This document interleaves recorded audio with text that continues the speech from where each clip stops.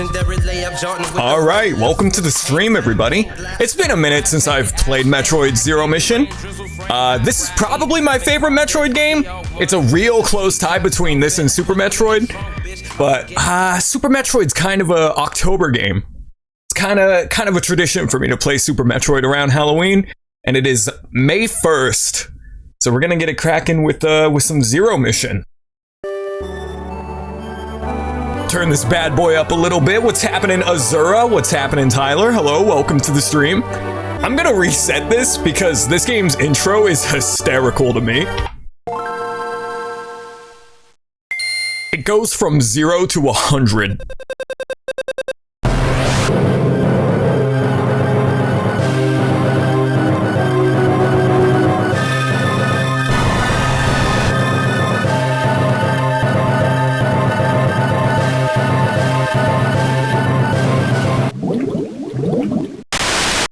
You boot the game up and it's instantly like, yo, things are foobar. It's screaming at you and blaring sirens. But yeah, this is Metroid Zero Mission for the Game Boy Advance. This is a remake of the first Metroid, which even though I'm an NES stan, I'm kind of an NES apologist. I do not like Metroid 1. So my preferred way to play Metroid 1 is via Metroid Zero Mission. I think this is damn close to a perfect game. I have one major problem with it, and it's towards the end of the game, but we'll get into that when we get there. But yeah, what's happening, everybody? Hope we're having a good night. Let me know how the audio sounds and whatnot. Let's do this. Let's jump right into this. Press the B button by accident. Playing on normal. I love that Game Boy Advance sprite work. Oh my god. This game kind of has like a comic book, Marvel comic book aesthetic to it a little bit.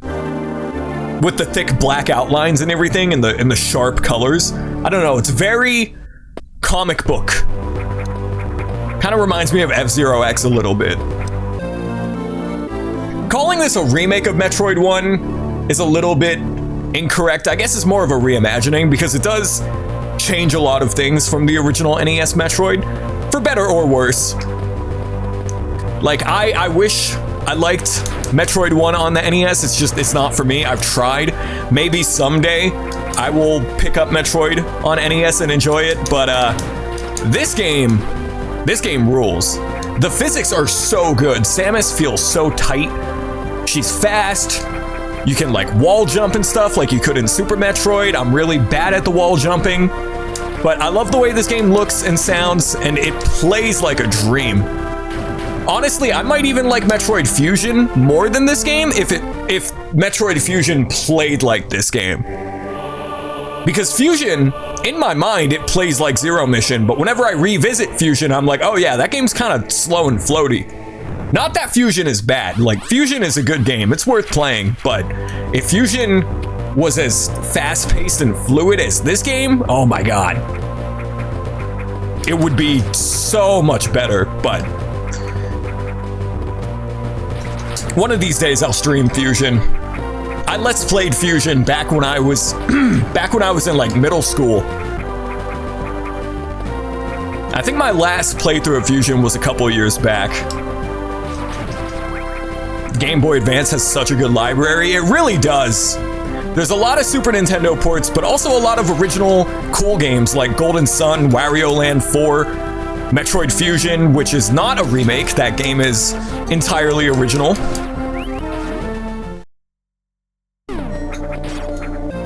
Get the long beam. GBA plus DS was peak handheld Nintendo era. Games were rivaling the quality of home console releases.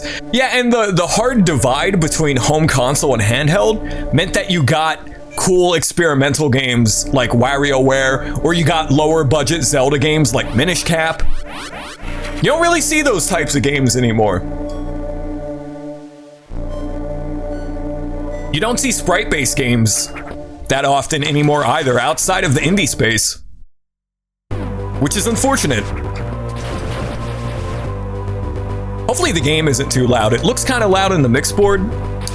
Let me know if I need to turn it down. One thing that this game has over Super Metroid is that in Super Metroid, you kind of have to fiddle with your inventory, like to equip missiles and super missiles and the power bombs and everything. Whereas in this game, you just hold down the R button and you can shoot missiles, which I will demonstrate as soon as we get some missiles.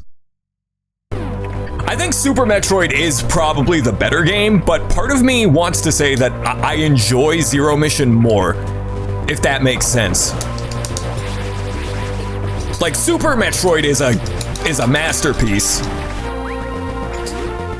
Especially for, you know, you go from Metroid 1 to Metroid 2 on GBA, which surprisingly, in my opinion, is an upgrade. I like Metroid 2, even the original Game Boy release of it.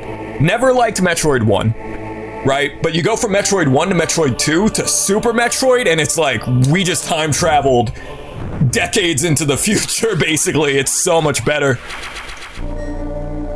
Super Metroid is a masterpiece. I have very few qualms with that game. But I don't know, I think I like Zero Mission a bit more. I just really don't like how this game ends, but once again, we'll get into that when we get there. And I am gonna one-take Jake this game tonight. I'm gonna try to shoot for 2.5 hours, we'll see. Invariably, I will get lost in Kraid's lair. For some reason, whenever I replay this game, I get stuck in Kraid's lair. I don't know why. But we will see. I'm gonna shoot for 2.5 hours. Doesn't seem loud. Cool, cool. The audio balancing has been a little all over the place with the streams recently, and that's just because the mixboard on OBS is not indicative of the actual stream quality, so it's hard to tell. As much as you dig the Switch, you miss home console and handheld console time. Oh yeah, I mean, Nintendo was always holding that down.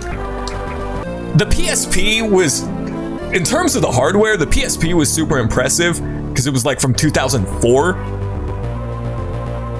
But the DS and the Game Boy Advance had a way better library of games. The PSP, like, there were some cool games for it. The hardware was insanely impressive for the time, but I don't know. I don't know, when the PSP was just a Dragon Ball Z Shin Budokai machine for me.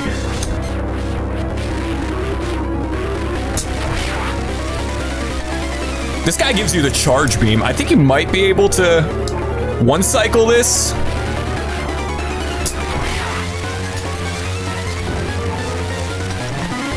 Let's see. Nah, he's gonna dip. I'm pretty sure you can one-cycle that mini-boss battle. I've definitely done it before. I don't know if it's RNG or if you just have to not get hit, but we're about to fight him again, so it's no big deal.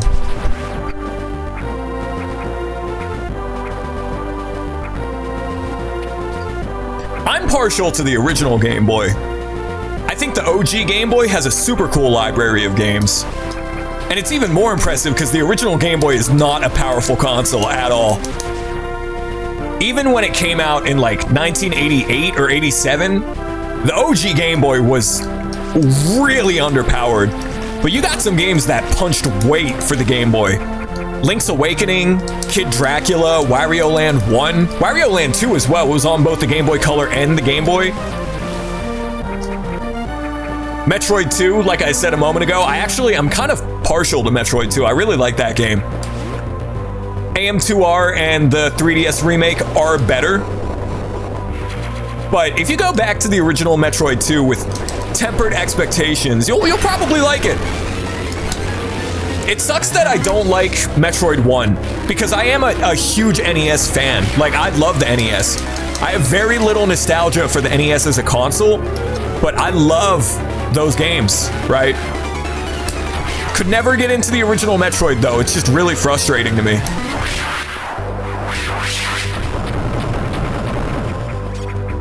Got the charge beam. I love the backgrounds in Zero Mission, the way they're drawn. Very, very saturated. Again, kind of Marvel comic book. The only other point of reference I have for it is F-Zero X. This game is very, I mean, there's a lot of similarities between like F-Zero and Star Fox and Metroid. you knew a few people who had the PSP, but the software never appealed to you the same way the GBA DS stuff did. PSP was, it was ahead of its time. It had some cool games, but compared to the Game Boy and the DS, like, the PSP only had a handful of games worth playing, and the loading times were atrocious. PSP games came on like those UMD discs, and they had the worst loading time ever. I don't know, I'm not trying to be a PSP hater. I love the PS1 and the PS2. But I think the DS clears the PSP. I got a PSP given to me because a kid in like 5th grade or 6th grade wanted my copy of Call of Duty Black Ops because his mom wouldn't let him like buy it. So I gave him a copy of Call of Duty Black Ops for a PSP. And you might be thinking, wow, that's a steal. Except Call of Duty Black Ops is better than any PSP game that I had. That was back when Call of Duty was goated. Black Ops 1 is one of my favorite first-person shooters ever. Like, yeah, I got a PSP for a copy of Black Ops, but I don't think that was an even trade in my opinion. Black Ops 1 and 2 were so good.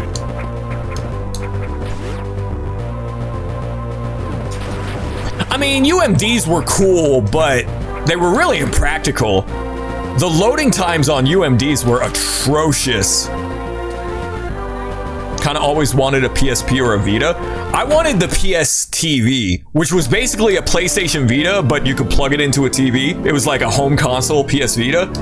You used to be able to go into Walmart or Target or Best Buy, and they were just giving those away for as cheap as $50. I never got one, but I wish I did.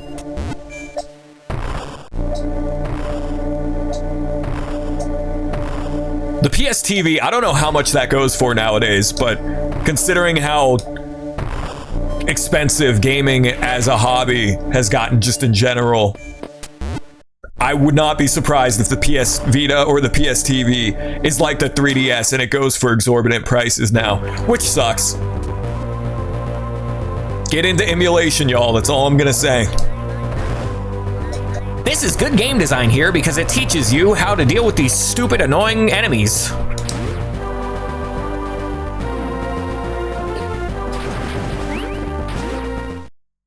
I wear this hat to show off my intellect.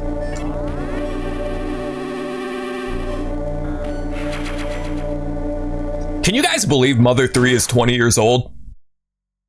Mother 3 turned 20 on April 20th of this year. Freaking crazy. One thing I don't like about this game compared to Super Metroid, sorry, that's another tangent. In Super Metroid, it feels like you could wall jump off of anything. In this game, if it's like one tile, you can't wall jump off of it, unless I'm just bad. I don't know, maybe there's a speedrunner that can correct me and tell me that this is a skill issue, but I feel like if this were Super Metroid, I could make that wall jump. I can wall jump pretty decently in Metroid, like, but in this game, it just feels like one tile sprites, like you can't wall jump off of. Whereas in Super Metroid, you totally can. I'm kind of shitty at bomb jumping. I definitely prefer wall jumping to bomb jumping. The timing in this game, it's like the offbeats.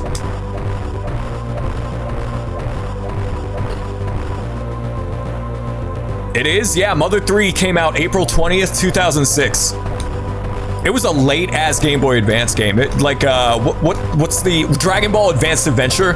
That's another late Game Boy Advance game. I think that was 2006. That may have come out after Mother 3, actually. I'm not sure.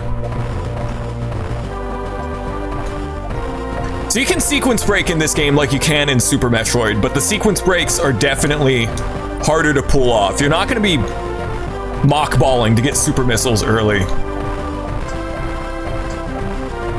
I'm gonna see if I can get this. I don't even remember what's up here. Varia suit, maybe? I don't think I can get this. Oh, get me out of the Fanta! I got that Fanta in my system!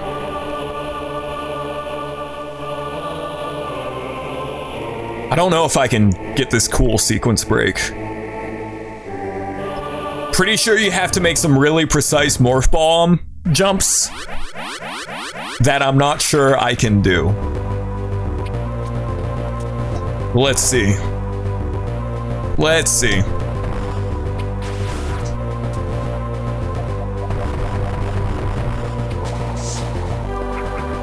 Get some more missiles. I got that Fanta in my system. I gotta take a shit whenever I drink one of these. If it wasn't for Lucas being in Brawl, you wouldn't have peeped out Mother 3. I got into Earthbound because I wanted to play Mother 3, but couldn't get the fan translation patch to work, so I played Earthbound and Mother 1 instead. And yeah, because of Mother 3, inadvertently, I became an Earthbound fan. But I remember wanting to play Earthbound as far back as reading Ness's trophy in Melee, and how in Smash Bros. Melee, the description for Ness, like his trophy description, was it was like the meteorite that fell down in Wonet, and Ness, a boy with psychic powers. I read the trophy description. I was like, this sounds so cool. I want to play this game. But I was like 5. I didn't know what Earthbound was. I just thought it sounded cool. And then years later, I started getting into emulation. I got into Mother 3 and Earthbound and Mother 1. Hey, Bobo, what's happening? If I've seen the newly released concept art for Sonic Adventure, I have not. You can link that if you want. That sounds cool. Okay, I don't know if we can. I think you get the Varia suit up here, maybe? Question mark? I don't know if I'm going to be able to pull this off, though.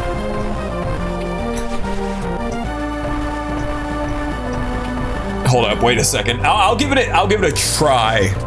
I won't waste too much time trying to do this. This is not Mach Ball in Super Metroid, which is the easiest skip ever. Okay, yeah, I've already run out of patience for that. What is this? Concept art for Sonic Adventure. 6 hours ago. Oh, this is pretty cool. Show this off on stream. This looks like Sonic 2 and Sonic CD era concept art. If you've ever seen the cut levels for Sonic 2, like the concept art for it, it's very similar. I don't know if Naoto Oshima did these, but it's very very classic Sonic before they updated the designs, I suppose. We'll pull these up.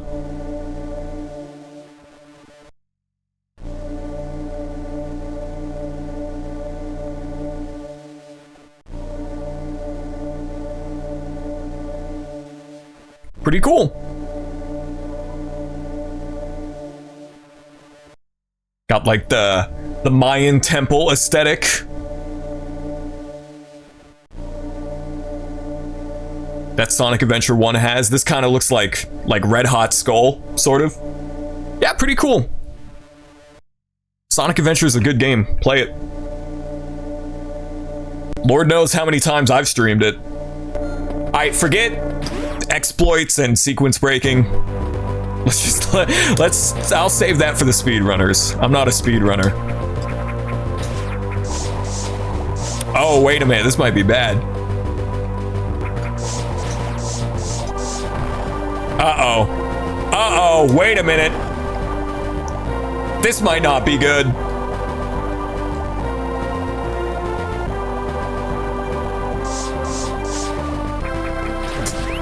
Got that Fanta in my system.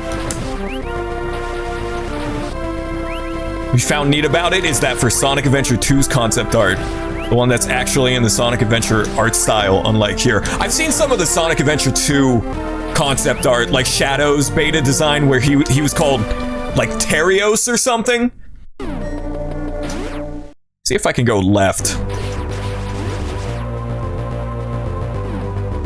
There's even some Sonic Adventure concepts and ideas that potentially exist as far back as Sonic 3, which is pretty crazy. There's a theory that Chaos in Sonic Adventure was originally going to be the final boss of Sonic 3, which is pretty knuckin' futz.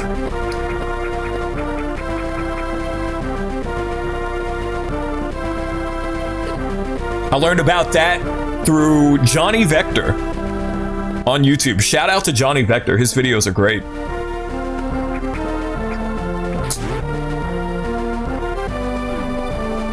Shoutouts to video games with niche mythology. Romeo's a dead man. Had fun with the gun names. I want to play that game so bad.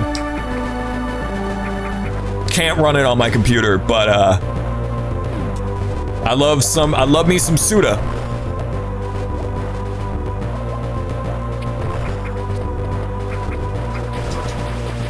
Chaos.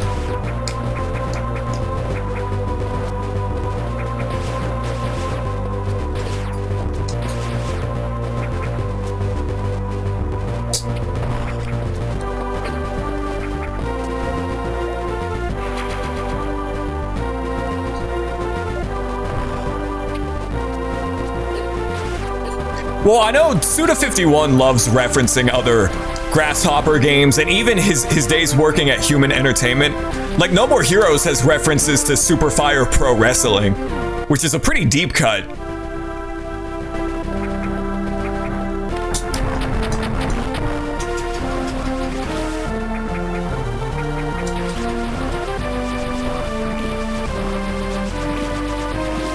There's a lot of testicular enemy designs in Metroid.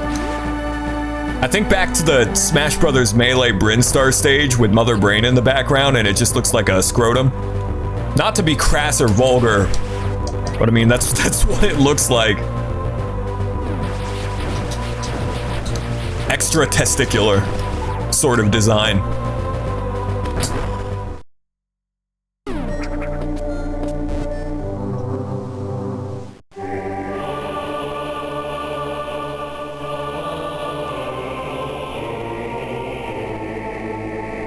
As an aside, even though I love these games and I've beaten them a couple of times, I don't think I've ever 100%ed Zero Mission. I've never gotten all of the missiles and the super missiles and this, that, and the third. So this is not going to be a 100% complete playthrough.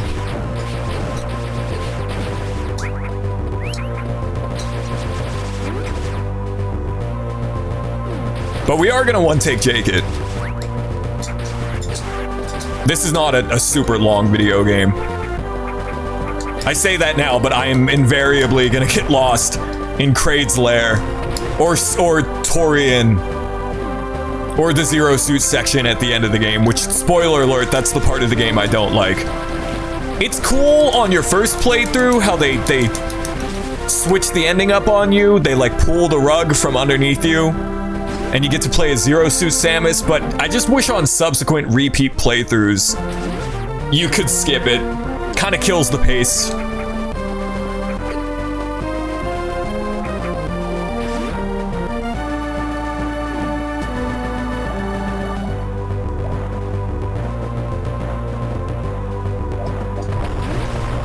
Speaking of secrets. Why, hey! Oh, this is probably like a Shine Spark moment.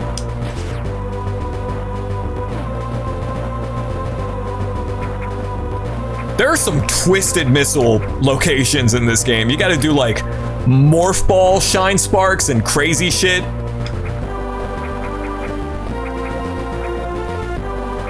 Just for a singular missile upgrade. There might be some down here.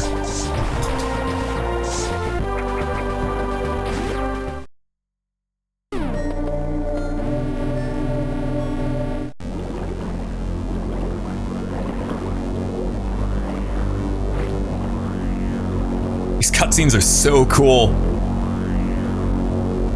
I want another Metroid game with this comic book art style. It's so striking looking.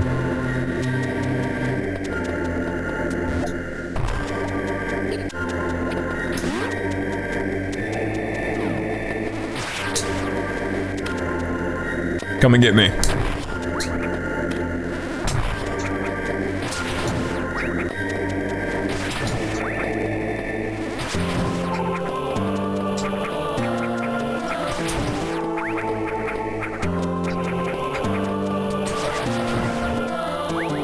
You know what's weird? This game includes the original Metroid when you beat it. You unlock the original Metroid on NES, which is cool. I'm of the opinion that all video game remakes should include the original game. but they would re-release original NES Metroid through the classic NES collection on Game Boy Advance, which came out after this game did. It's kind of weird. It's like you could buy Metroid on GBA, or you could buy Metroid Zero Mission, which is a whole ass remake, and it also includes the original Metroid on NES on GBA.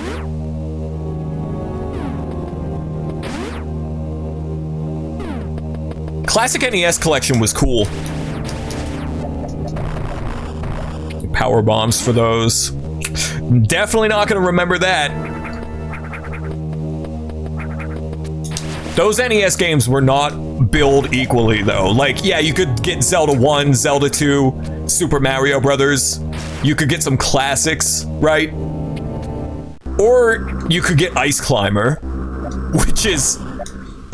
It's Ice Climber. Like, you're gonna pay $30 for Ice Climber?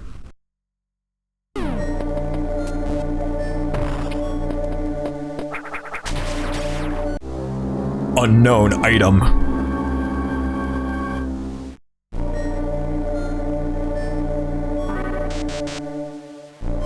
I was dead ass about to say, it would be cool if somebody made a first-person shooter Metroid game, and then I remembered the Prime games exist. I could never get into Metroid Prime either. I know that's an L take. I think Retro makes great games. Shout out Donkey Kong Country Returns. Shout out Tropical Freeze. I could never get into Prime. I tried. I've tried multiple times, but it's at the pace of it, it's just too slow. It'd be cool if they made a Metroidvania Metroid game. Some people that have like only played Hollow Knight would unironically say that. Like, with their whole ass, they'd be like, oh, Metroid, yeah. What if they made a Metroidvania Metroid game?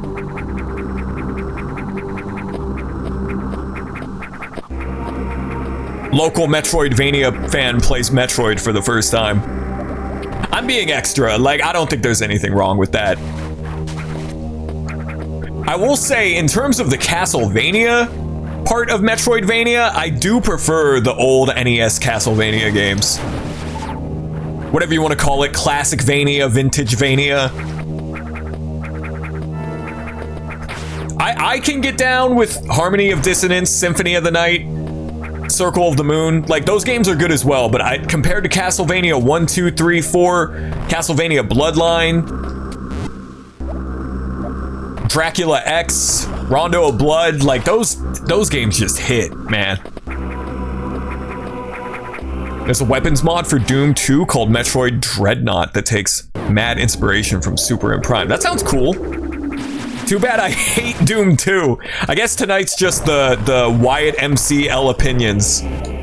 Doom 1, classic. There's a couple stank-ass levels in there, but Doom 1 still holds up. Doom 2? Oh my god. Doom 2's level design gives me a hernia. Hollow Knight fans are like those people that have only read one book 40 times. And again, I don't think there's anything wrong with that. Hollow Knight's a good game, right? There's so many good Metroidvanias, though, especially in the indie space. Like, there are so many.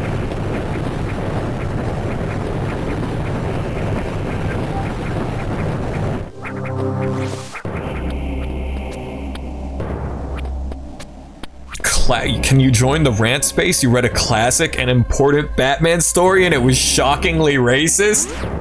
I don't know.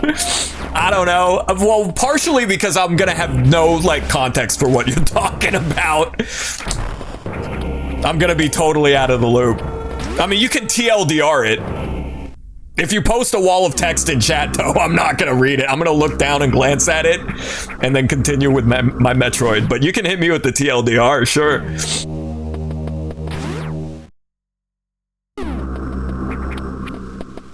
It's from 1988 and takes place in the Middle East. I see. When you say classic, how old was this? Because Batman and Superman have been around since forever. When did Superman, like the first volume, Valiant Comics or whatever, that was like 1938, right? from 1988. Right.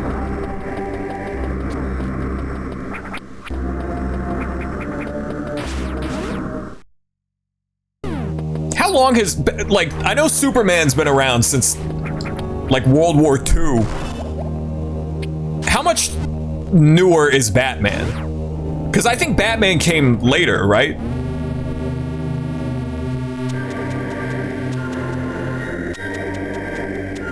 Batman debuted in 39, Superman 38. Wow. I thought it was a couple years apart. For some reason, Batman to me is a property from like the 50s, but that's just wrong. But in my mind, Batman's like 50s, 60s. You know what? It's probably because of Adam West. Because my main frame of reference for Batman is the Adam West series and the Tim Burton movie. And Batman and Robin.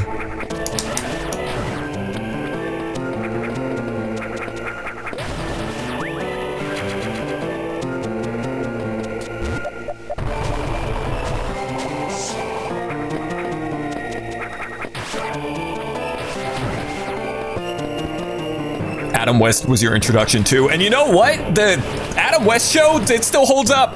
It's fun. It's a lot of fun.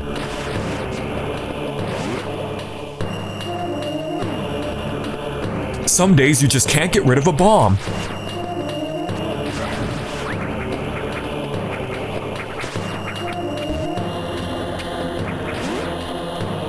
No, going back to Castlevania, I liked the what's his name? Kogi Igarashi.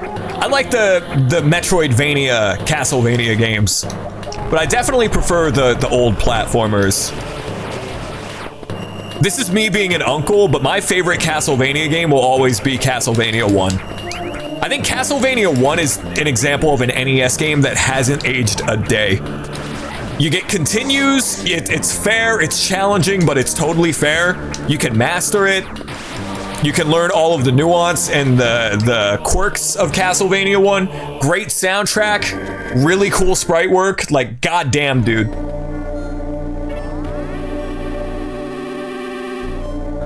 One thing that the Adam West show pointed out to you is how many old sitcoms are kneecapped by a laugh track. Yeah, even, well, I'd imagine to this day, modern sitcoms still probably abuse the laugh track, but the only show I've ever watched that I think benefit from a laugh track was Seinfeld. Just because a lot of the comedy and the jokes flow better with the laugh track in Seinfeld. I saw a video of Seinfeld without the laugh track, and it really is just so awkward. The atmosphere of the show is totally like claustrophobic feeling.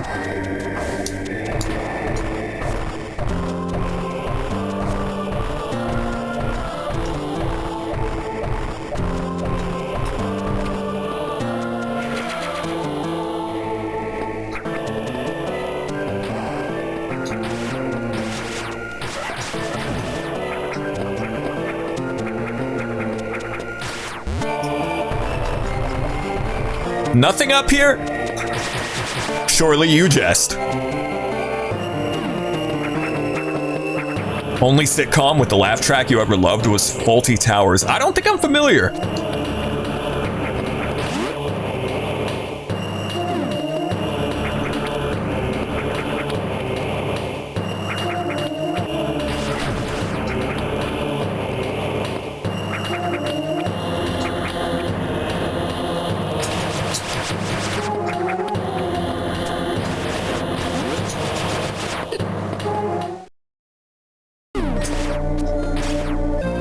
Ice beam, nice.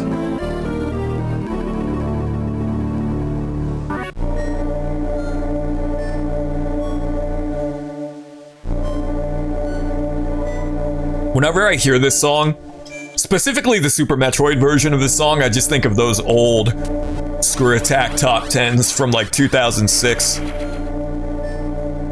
Fawlty Towers was John Cleese's vehicle of Monty Python fame. Premise was a hotel owner with a very short temper. I like Monty Python. I'm kind of a fake fan because I've only ever seen Monty Python and the Holy Grail and Life of Brian. Which was the one with Mr. Creosote? Because that fucked me up as a kid. Was that Life of Brian, or was that a different one? Meaning of Life. Okay, so that's the one that I saw. Yeah, that Mr. Creosote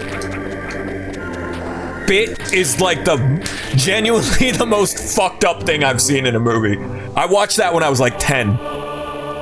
It's permanently scarred into my brain. It is so disgusting.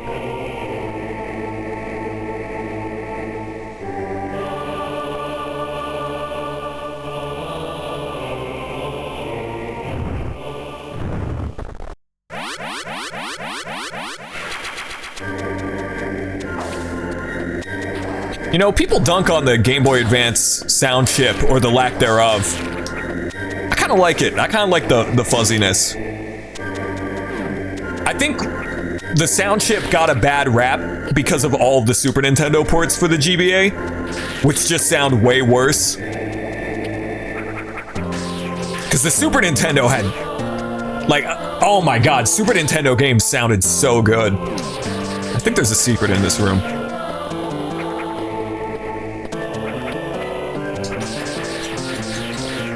I don't like how people throw strays at the Sega Genesis FM synth, though.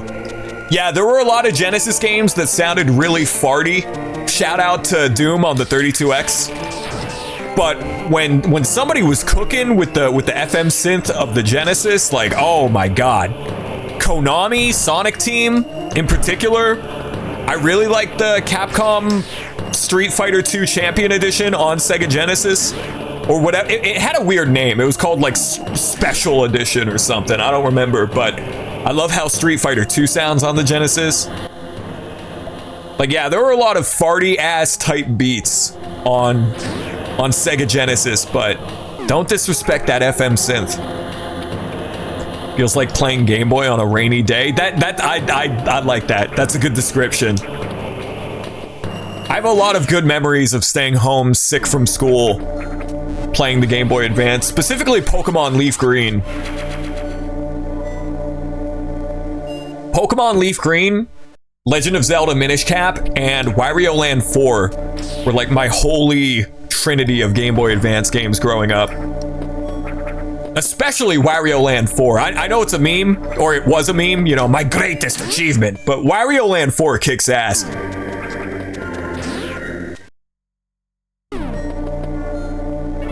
I guess we can go to Kraid.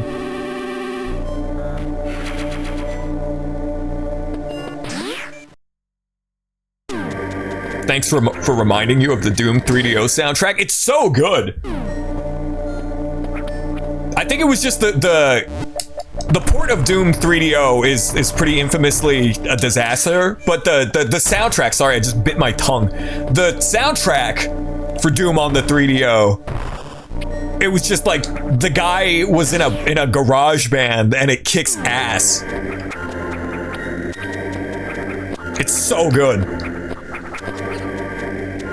Yeah, I guess we could just go to Kraid. I need the Varia suit. Varia suit? Varia suit? I flip-flop on the pronunciation. Speaking of Doom, we're gonna do Doom and Quake come getting spooky with it. Probably not gonna do Doom 2. Because I do not like Doom 2 and the Sandy Peterson design. No disrespect to Sandy Peterson. Like, dude seems like a gangster based off the interviews I've seen of him. He seems like a chill dude, but his levels sucked. Like, I would have a beer with Sandy Peterson and just talk to him about, like, his time at id Software, but I am not a fan of his levels. The guy who did the soundtrack was the reason it was a disaster. Yeah, he thought that porting a game over was as simple as just like copying and pasting the code and the sprites from one device to another, from one console or computer or platform to another, which is not the case. But he provided a pretty killer soundtrack. If you haven't heard the Doom 3DO soundtrack, give it a listen.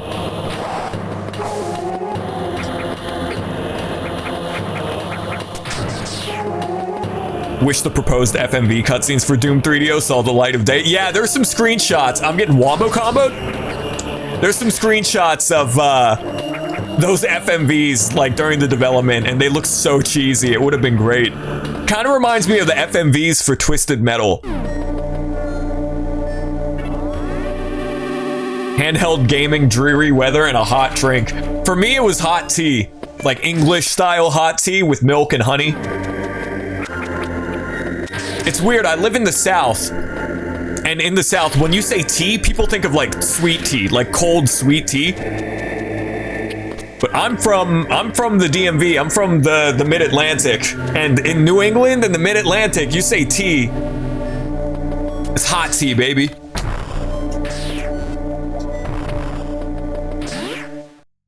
Yeah, when Getting Spooky with It rolls around in October, we're gonna stream Doom and Quake. And if y'all know me, y'all know I love Quake 1. Doom gets all the spotlight. I feel like people don't talk about Quake anymore. Quake 1's level design and the pace and the flow and the unique medieval industrial atmosphere, it's so good. The soundtrack by Trent Reznor, oh my god, play Quake, go play Quake. Forget about this stupid Metroid stream, go play Quake.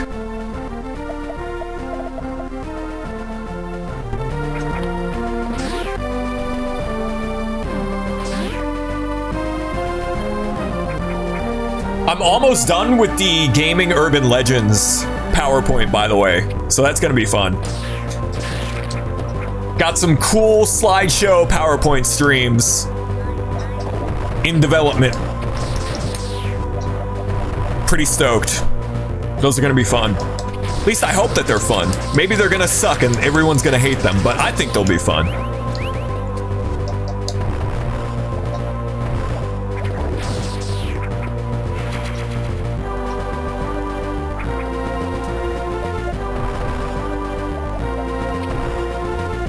Yeah, you gotta do like a twisted ass Shine Spark to get these super missiles.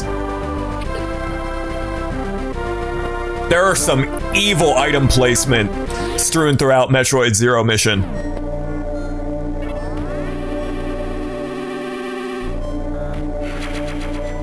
"2026 Return of the PowerPoint." Yeah, I'm excited. I'm gonna do a favorite video game soundtracks slideshow. That'll be fun. Nakey Jakey, I'm definitely biting his style, but in my defense, I have done PowerPoint streams as far back as like 2017. I did a couple of them when I first started streaming. And then Nakey Jakey did his like top 20 PlayStation stream, and it reminded me, I was like, oh, this is actually a really good format for like a stream. So I am kind of biting Jakey, but I've done it years ago. Hey Doodle, what's happening? Hope you're having a good Friday. Pull up, drink, faded, drink, Gohan, drink, get up. When I had so much juice and they called me the box. What does he say? He's like, back when I was a kid and I had so much juice that they called me the box. Hey. Had a lazy Friday today, no class, nice. Yeah, today's chill. My allergies are obliterating my ass. But we're playing Super Metroid. Super Metroid, this is Zero Mission. I got Super Metroid on the brain. I know you just showed up, but we're gonna take a real quick BRB. I'm gonna get some water, because again, my allergies are killing me tonight. We will be right back in like 2 minutes.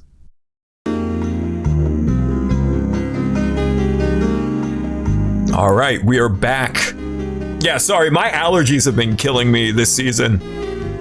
Normally it's not so bad, but my throat is scratchy, like my sinuses are stopped up. It's pretty rough. It's pretty rough. But yeah, welcome Doodle. Turn the game up a little bit. Y'all can let me know if it's too loud, if I need to turn it back down. Yeah, my allergies have been freaking killing me this year.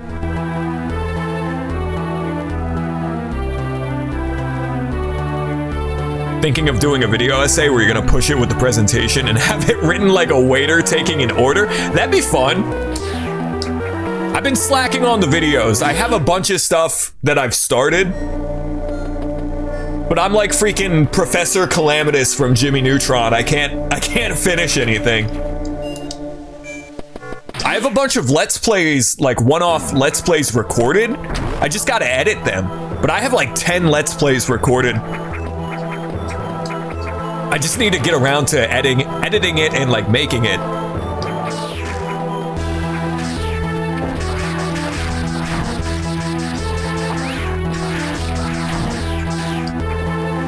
I will say, even though I really like this game's soundtrack, this arrangement of Kraid's theme isn't nearly as good as the NES like Square Wave version. Also, the Melee remix of Kraid's Lair is so sweet. For some reason, whenever I think of Smash Bros. Melee, Kraid's Lair is one of the first stages that like pops into my head.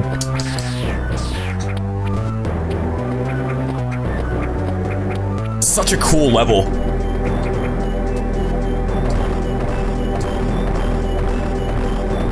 Yeah, the timing for the bomb jumping in this game is definitely more forgiving than Super Metroid. It's like you gotta get it on the offbeats.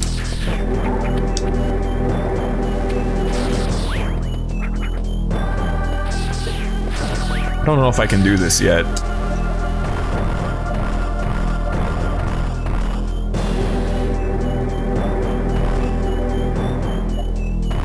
No, I don't think I can.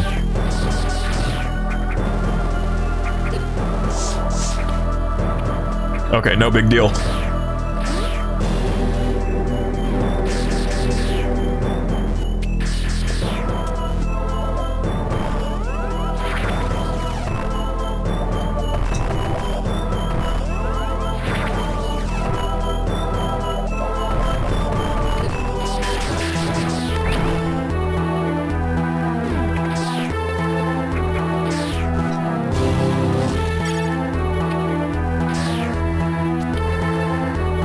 Heck yeah, dude. E-Tank. Did Capcom rip off Metroid? I'm pretty sure Mega Man 2 came out after Metroid 1. People forget, Mega Man 1 doesn't even have E-Tanks. Only thing you got in that game is the Yashichi. That shit only appears at the end of the game for one level.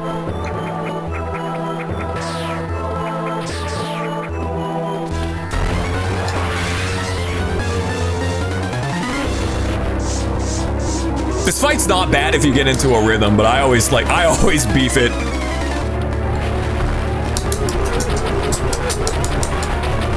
I got a good rhythm going!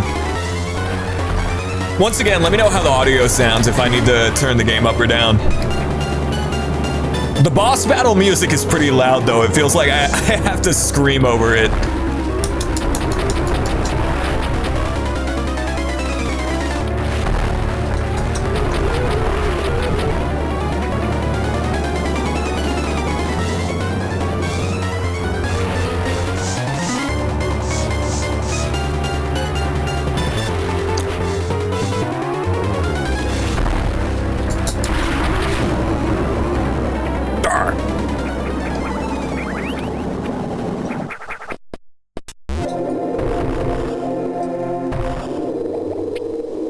Man, this game is so good.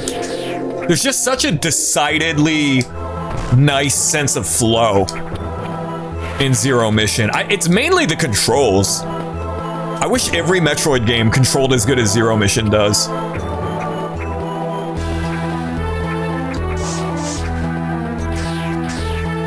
There was like an 8-year hiatus after Super Metroid came out. We got no Metroid action at all. And then in the 2000s, they were firing off on all cylinders. Metroid Fusion, Zero Mission, Prime 1, 2, and 3. And then Other M happened.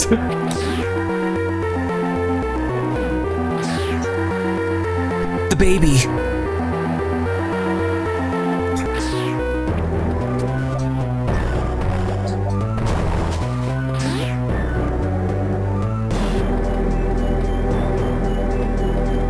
You know one thing that Other M did give us?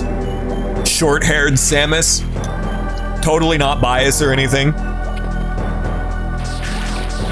Totally not biased or anything. The baby.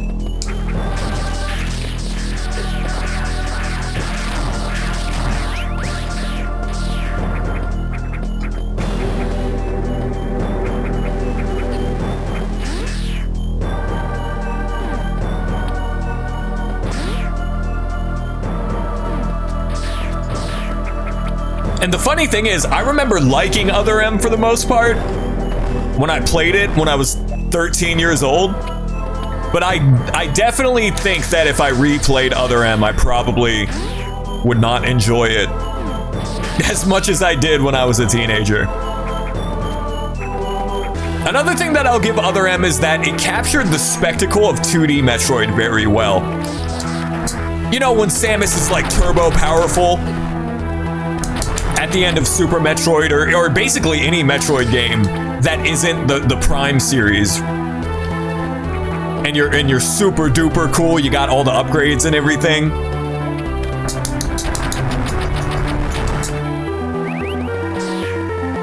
I think Other M did a pretty good job of capturing that feeling. But I mean, what is there to say about Other M that hasn't already been said?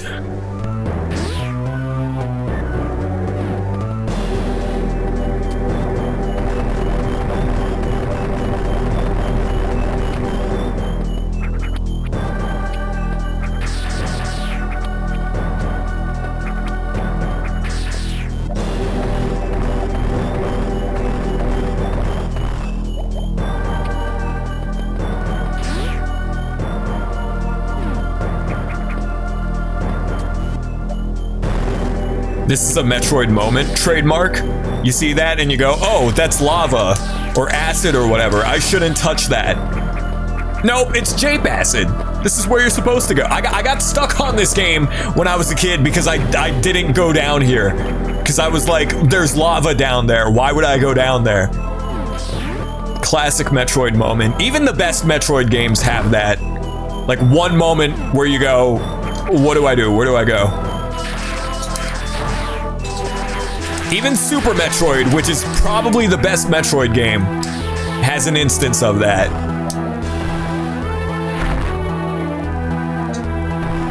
It has two instances of that. The most notable one for me is before you fight Kraid, and you have to bomb a completely inconspicuous looking wall.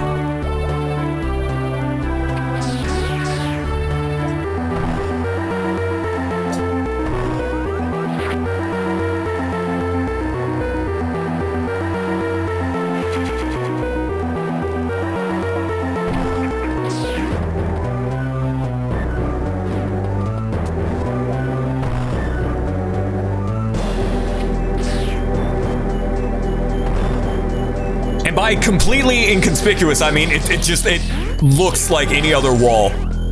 There's nothing denoting that it is bombable, which is par for the course for like an NES game. But by Super Nintendo, and like Super Metroid came out in 93 or 94. Like, come on, bro. Link to the Past had notable bombable walls.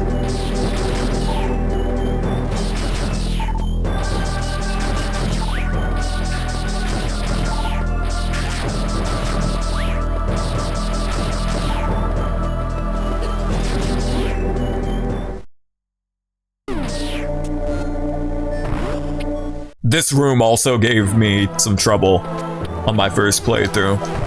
Even though this was just me being a dunderhead when I played this. This game wasn't included with the 3DS Ambassador program, was it? That was Metroid Fusion.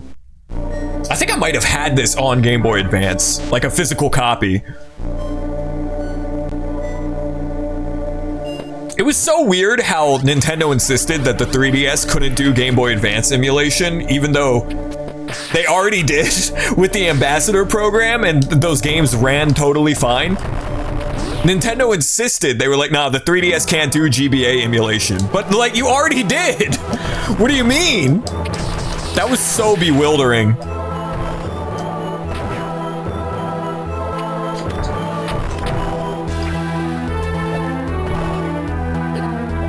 Like, what do you mean your 3DS can't do Game Boy Advance? You did it already on the default model.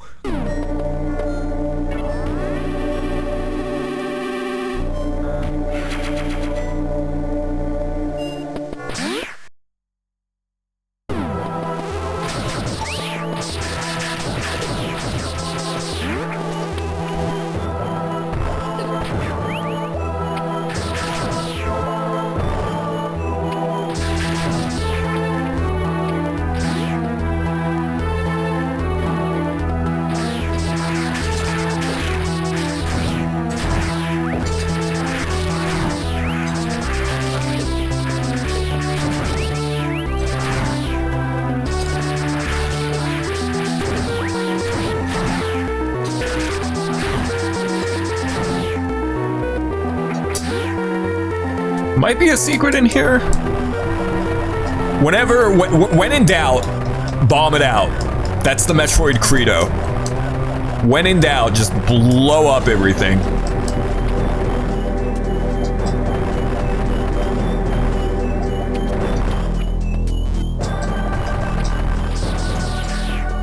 Could have sworn there's like some missiles in here.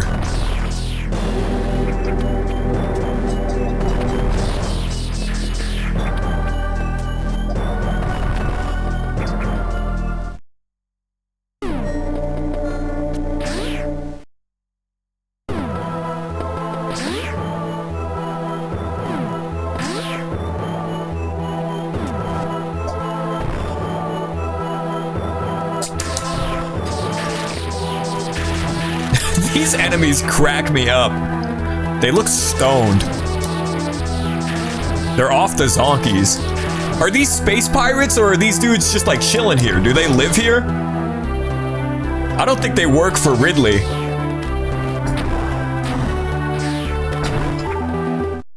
Alright. The fight with Kraid in this game is so cool. People talking about how this spoils the fight with Kraid in Super Metroid, but also this game came out like 10 years after Super Metroid, so that's really dumb. I never understood that, like Metroid OGs who were like, oh, this fight ruins the fake-out fight with Kraid in Super Metroid. Like, okay, this game came out a decade later. Everybody played Super Metroid already.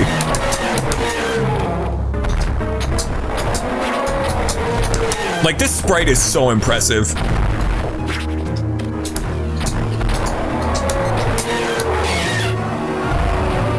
Game Boy Advance sprite work and Nintendo DS sprite work was just unstoppable, bro.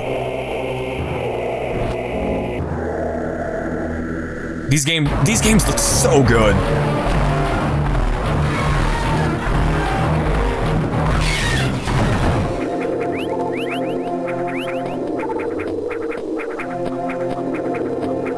I don't think there's any secrets or anything. Alright, we get the speed boots. Sorry, the speed booster, rather. I think the speed booster feels a bit better to use in Super Metroid, because this game doesn't have a dedicated run button. The Game Boy Advance only had 4 buttons, L, R, B, and A. And then, of course, start and select in the D-pad, but you know what I mean.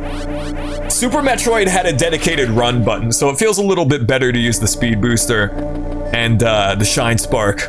In fact, Shine Sparking in this game is, like, tough. Oh, maybe not. Maybe it's fine.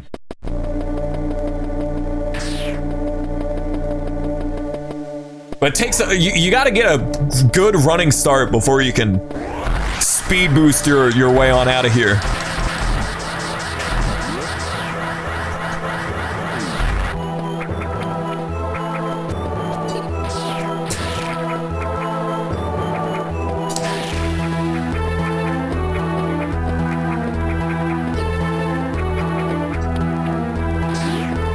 The Schmovement. Nah, I shouldn't even call it Schmovement. There are probably Metroid speedrunners that would scoff at my gameplay here.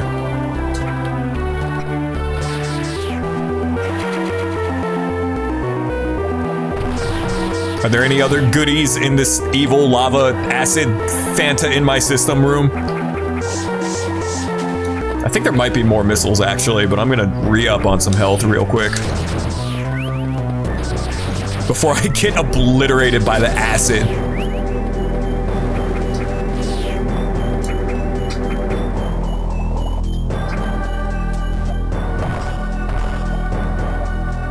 Do I gotta speed boost my way all the way through? I think there's another set of missiles in here. I used to call them rockets for the longest time.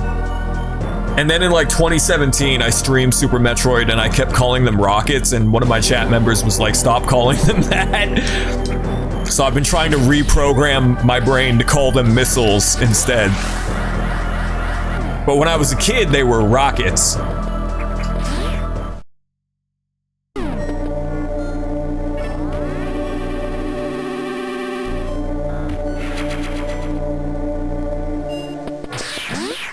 I don't know, I was a stupid kid.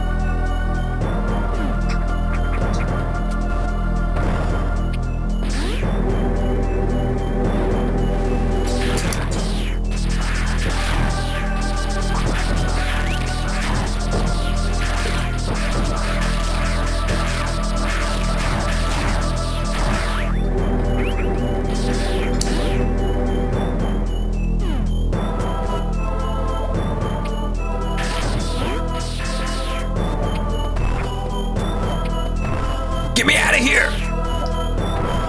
I wanted to go to that room on the left.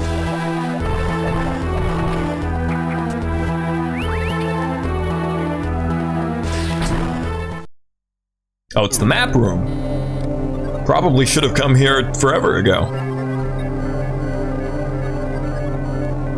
Yeah, we did most of Kraid's Lair. That was pretty thorough. Again, this is not going to be a 100% item get playthrough. I think I missed an E-tank or something, but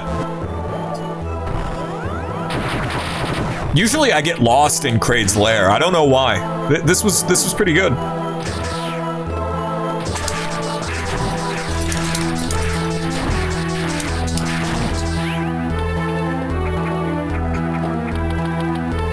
I see.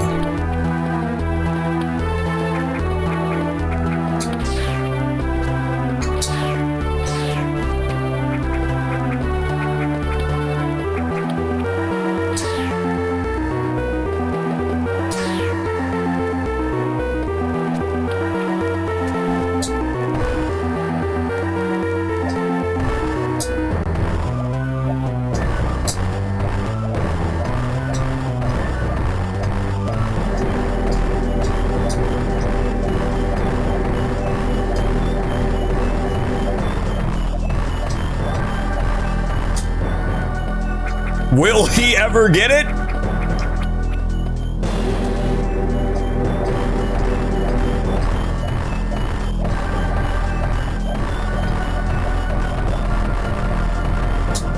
Damn it. Is this really worth it for one missile upgrade?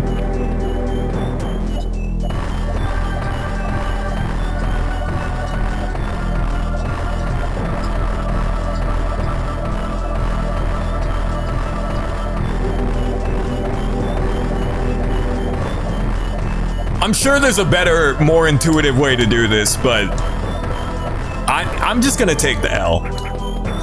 If that were an E-tank, it would maybe be worth it. Hey, Ko, what's happening? Welcome to Metroid Zero Mission. Hope you're having a great Friday night. Of course it is. We'll try one more time. Oh, God.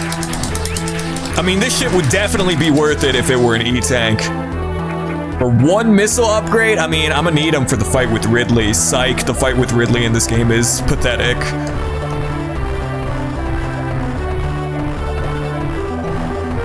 There's gotta be a better way to do this than the dumbass way that I'm doing it. Got it.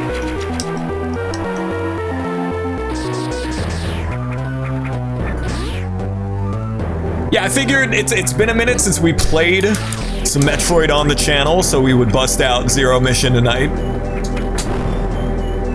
Aside from, you know, the one-off streams we've been doing here and there, I'm working on some slideshows, some PowerPoints and stuff. Oh, we got a Shine Spark for this, okay. I'm already getting stuff planned for getting spooky with it. You know, we're still a couple months away.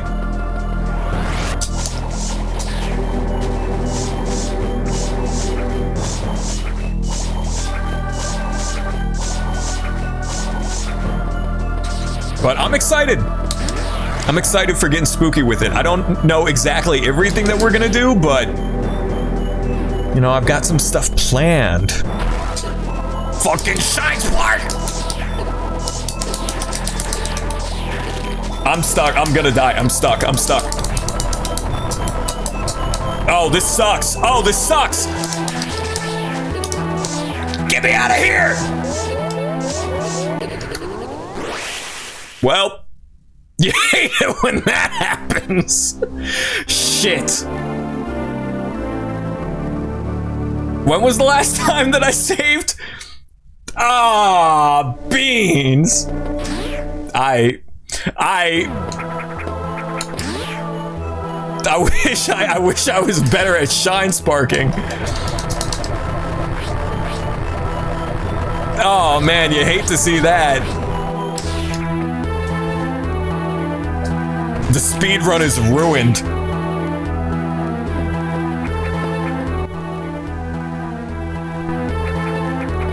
I'm gonna get that E-tank first, and then we'll go from there.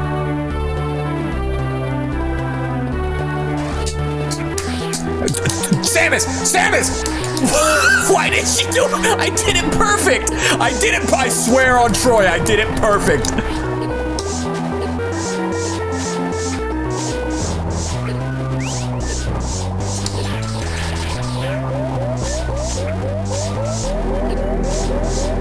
So this is where everything goes to hell. Trying to get this one godforsaken E-tank.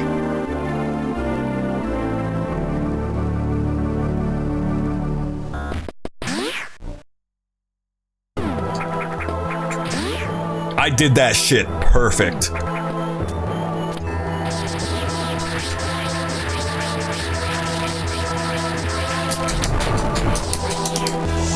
Okay. So it's just better to do that with morph bombs.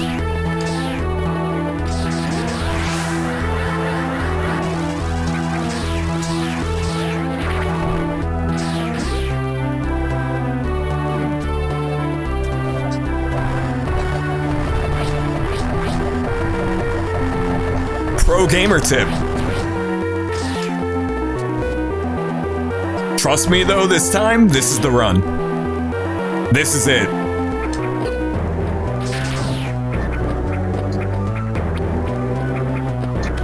I got this shit, bruh.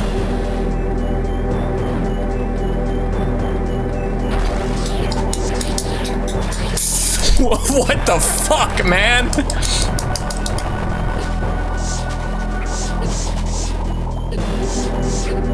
This isn't not that hard. Like, I'm making a mountain out of a molehill here.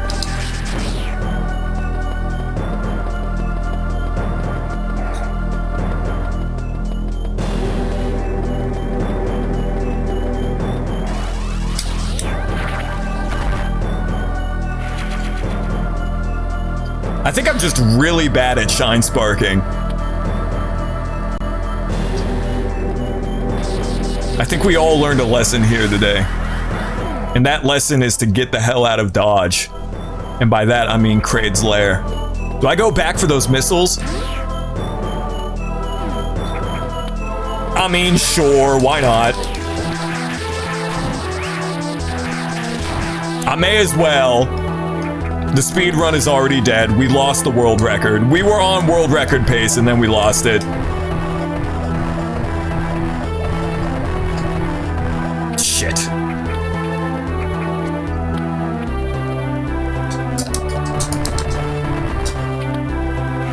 Got that pretty quickly that time. Okay, wait a minute. Everything's coming up Millhouse. The speedrun is back in business. We're back on world record pace. I don't even need to get the map because I'm never coming back to Kraid's lair. So it's all copacetic.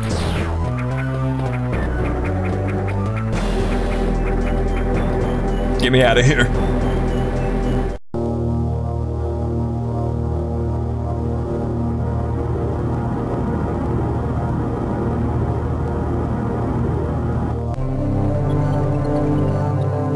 It's interesting how Ridley is portrayed in the Metroid games and Smash Brothers, how he's like this monstrous, unfeeling, unthinking dinosaur dragon thing. But apparently Ridley is supposed to be hyper intelligent in the manga and the Nintendo Power comics and stuff. Made up the deficit, let's go. Yeah, the speedrun, we're back in business, we're cooking. I think we can still shoot for maybe not sub 2 hours. I'm gonna shoot for 2.5 hours. And then we'll go from there. If I'm feeling like streaming something after this, which I might, I'm feeling good tonight. Aside from my allergies just kicking my ass. He's super sadistic too. Yeah, I read the Metroid manga when I was a teenager, which I think is official, like it's canon, right? And Ridley's taunting Samus, talking about how Ridley ate her mom. And not in that way. I'm talking about like it's fucked up. Could have sworn there was more stuff over here. I guess not. Perhaps I'm tripping. So we can get the Varia suit now. Which I believe is up there.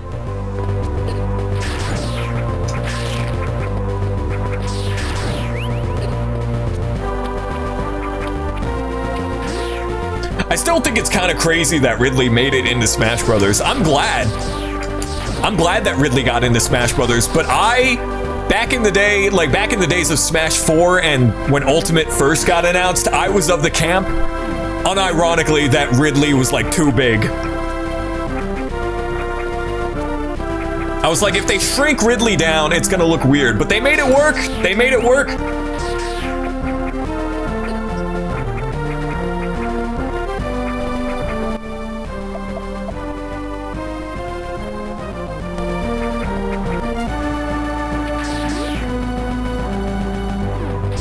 Speaking of Nintendo Power comics, there's a great Super Mario World comic back in the day. I forgot who illustrated it. Their name is escaping me, but it's a lot of fun. It's a good read if you're a Mario fan.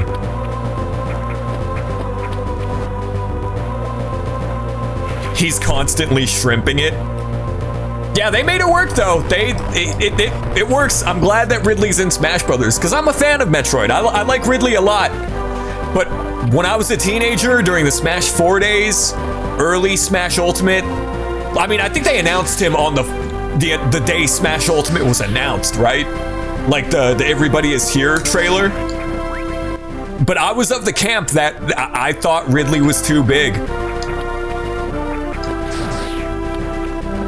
But then people came at me. They were like, well, you want K. Rool in Smash Brothers. K. Rool is too big. Even though K. Rool's sprite is only a little bit bigger than Donkey Kong in the DKC games. I mean, it's a pretty big sprite, but like you could reasonably make King K. Rool the size of DK, which they did in Ultimate. Ultimate had some great new characters, but K. Rool's still my favorite. I popped off when they announced King K. Rool. That was such a great moment. Banjo and Kazooie as well, but I think even more than Banjo Kazooie, ever since I was a kid, I wanted K. Rool.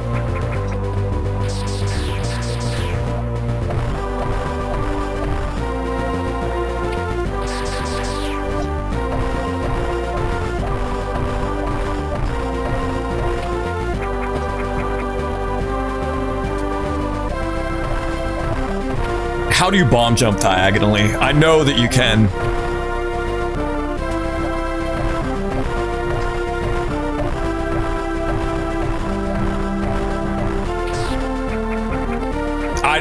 How do you do this? Shit.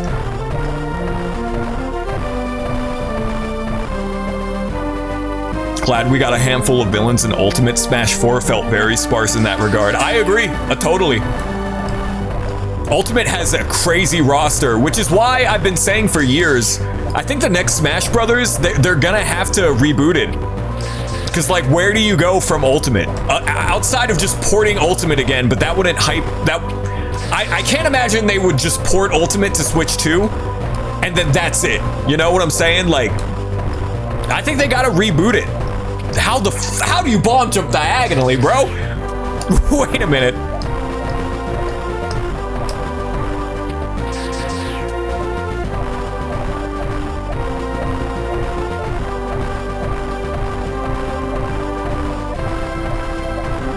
I genuinely have no idea how you're supposed to bomb jump diagonally. I know you can do it. I've seen people do it.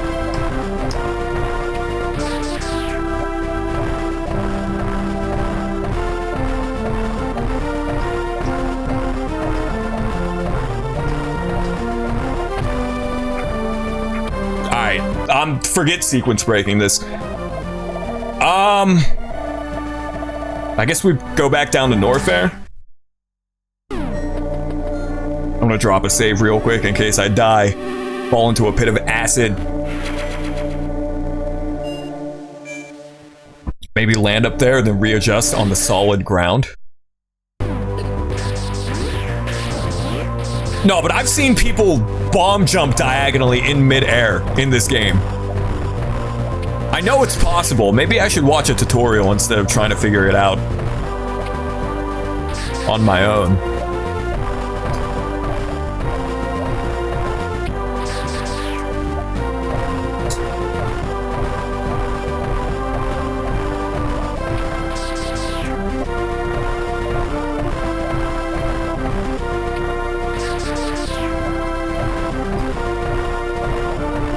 Sun.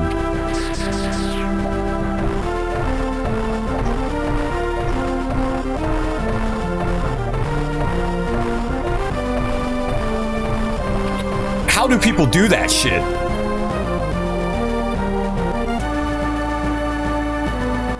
I'm gonna look it up. I'm looking up this tutorial. Metroid Zero Mission Diagonal Bomb Jump. How do I do this shit?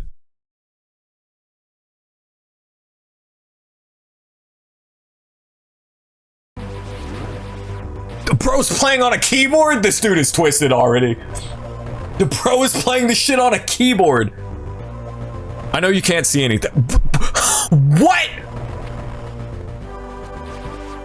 No shot that I'm able to execute that with my dexterity of a dead cat. Dead cat-like reflexes. What the what? There's no shot. The thing is, Smash tends to be a console seller. If they put a new Smash onto the Switch 2, it's gonna start selling like hotcakes. Yeah, that's like why I think that a port of Smash Ultimate, some people think we're gonna get a port of Smash Ultimate. I don't see that happening. I think it's gonna be like a hard reboot. Dude, there is no way I'm gonna...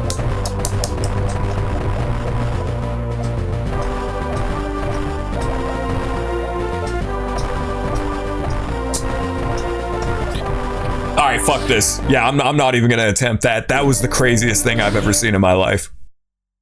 We'll do this the lame, normal way.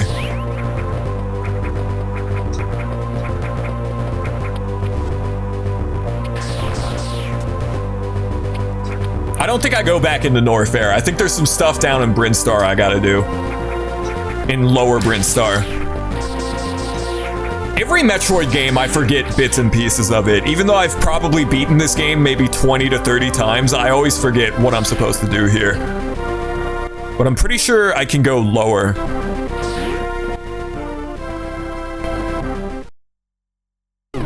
Yeah, we already got the map. Maybe I do go back into Norfair.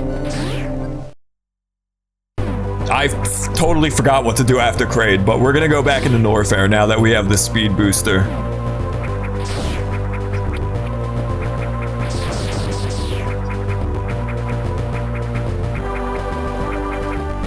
I don't know if it's goldfish brain or I'm just a stupid idiot, but every single Metroid game, there's always one part where I totally forget what I'm supposed to do.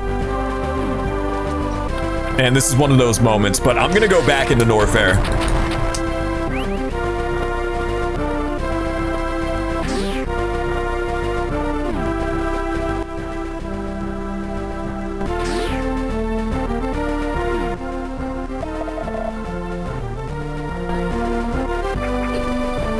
Unless I missed something important in Kraid's lair, which outside of maybe a missile upgrade, I don't think I did. The only thing that I think there is to do is to go back into Norfair. Can you believe I've beaten this game well over 15 times? Probably not.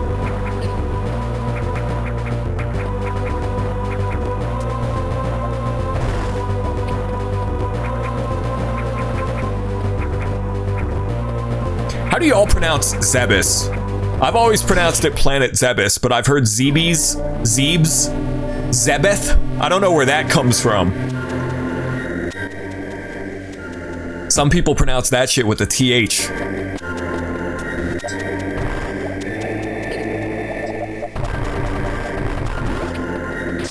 Maybe I can speed boost through the floor. Zebes? Yeah, that's how I've always pronounced it.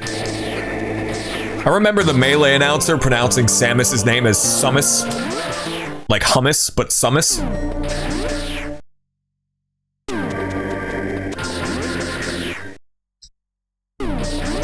It's funny, this is the most tutorial heavy like Metroid game and I'm still... It shows me blinking dots on the map, but I'm still like, damn. I don't know where to go, but I think I gotta go this way because I have the speed booster now. This is just as an aside, never to take me as an authority on gaming whenever I say something that you disagree with regarding a video game, because I need you to remember that I am the stupidest person on the planet.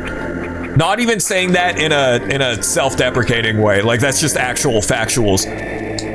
I am quite possibly the stupidest person on this planet.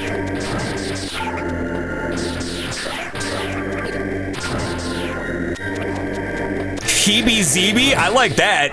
I don't know where you got Hebe from, but I think Zebes should be changed to Heebie-zeebie.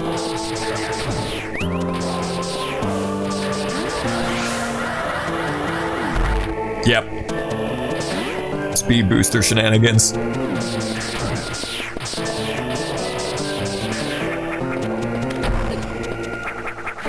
Need super missiles.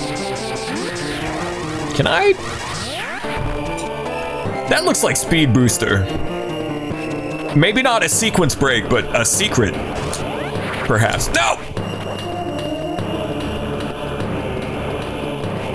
Hey Blake, what's happening? Hope you're having a nice Friday night. They announced a new Pac-Man cartoon. A 2D one based on Pac-Man World 2. I think Pac-Man World 2 is just universally the most beloved Pac-Man game for a lot of people. At least if you grew up in the 2000s, everybody I know played Pac-Man World 2.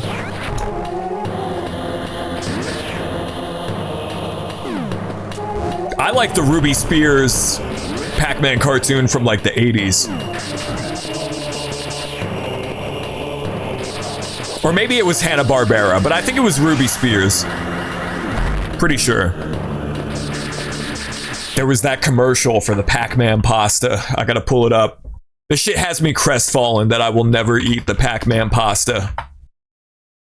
Oh yeah, speaking of Pac-Man World 2, I still gotta get Repack, but I haven't seen it go on sale yet.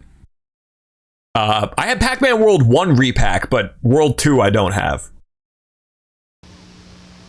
19 years ago, this video was uploaded. 19 years ago. Holy cow.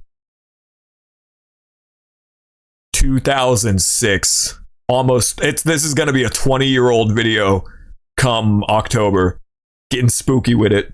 Oh, Pac-Man, I'm beat. And I'm hungry. Thank goodness for new Pac-Man pasta from Chef Boyardee. New Pac-Man pasta? I am crestfallen that I will never eat the Pac-Man pasta. And because Chef Boyardee is packed with goodness, it's great for when we have to eat and run. New Pac-Man pasta from Chef Boyardee. With meatballs, without meatballs, or chicken flavor. Thank goodness. I would not recommend eating a can of Chef Boyardee and then going for a jog. I think you might hurl, but yeah, I will never eat the Chef Boyardee Pac-Man pasta from the mid 80s. Damn. You bought Repack World 2 when it was on sale this past Christmas. Have you played it yet? I've heard it's good. Check the mix board, make sure it's not too loud. Okay, we should be good. The audio should be good. The Mega Man 3 stream from the other night was super loud. I didn't even notice. Nobody said anything about it.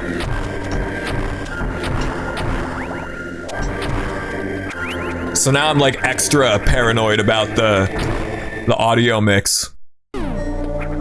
The acid reflux, yeah. The acid reflux, and you're gonna get like a cramp. You're gonna get a tummy ache. Do not eat a big bowl of pasta and then go for a jog. Go for a jog first and then eat a big bowl of pasta. That sounds like a good time.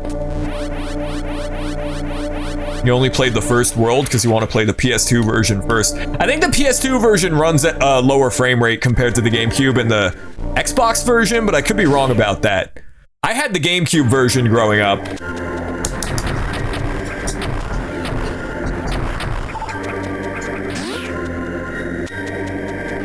Yeah, I want to get around to playing Pac-Man World Repack because I love the original Pac-Man World 2. I grew up with it.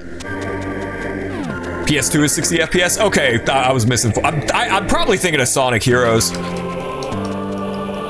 In my brain, whenever I hear like a multi-platform release and it was on PS2, I just immediately assume that the PS2 version runs the worst.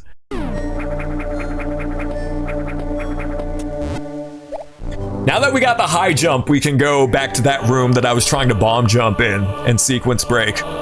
Which you can do if you're goated with the sauce, but I'm not.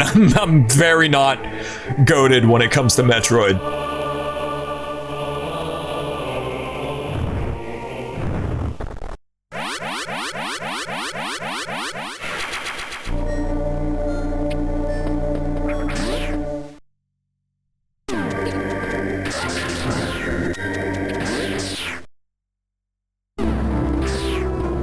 This room confused me as well. This was another walkthrough moment growing up, but we will circle back to this room. We will put a pin in that and come back to it. All right, let's go back to the bomb jump room where I gave up because I'm bitch made. For Crash Twinsanity, the PS2 version is objectively better than the Xbox version, and the GameCube port was canceled. I raise you Wrath of Cortex, which was worse on PS2.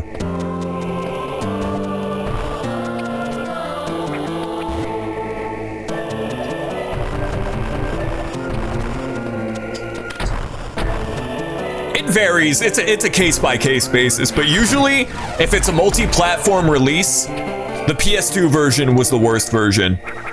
But then again, Gauntlet Dark Legacy, which is a great game, but the GameCube version of Gauntlet Dark Legacy was the worst version. For some reason, GameCube Gauntlet ran like shit. So it's a case-by-case basis. As an aside, go play Gauntlet Dark Legacy. It is so much fun. It is such a good-ass game.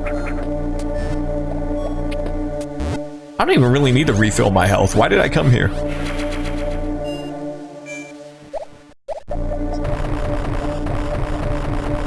Crash Twinsanity is crazy because it's not an amazing game, but genuinely it was better than it had any right to be, considering it is such a literally unfinished video game.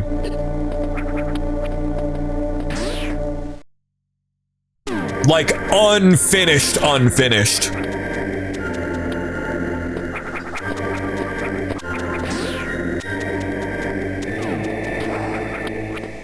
I like Wrath of Cortex and Twinsanity. I'm kind of nostalgia biased for Wrath of Cortex though, because it was the first Crash game I ever played. I didn't own it, but it was that was another rental growing up. Like, Wrath of Cortex is fine. It's not as good as the PS1 trilogy, but it's fun.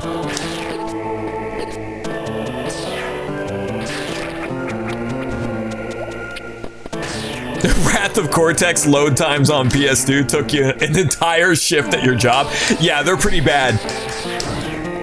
I think Wrath of Cortex and like Sonic 06 probably have the worst load times of any video game on this planet. Like, genuinely. Wrath of Cortex load times could take up to a minute, and sometimes 2 minutes.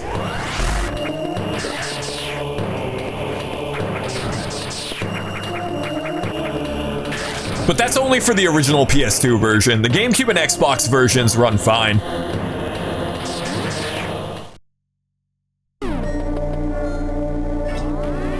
I love the PS1. I did not grow up with a PS1 though, so I did not play any of the Crash or Spyro games up until the Insane Trilogy came out. I never really bothered with Crash, aside from Wrath of Cortex and Twinsanity.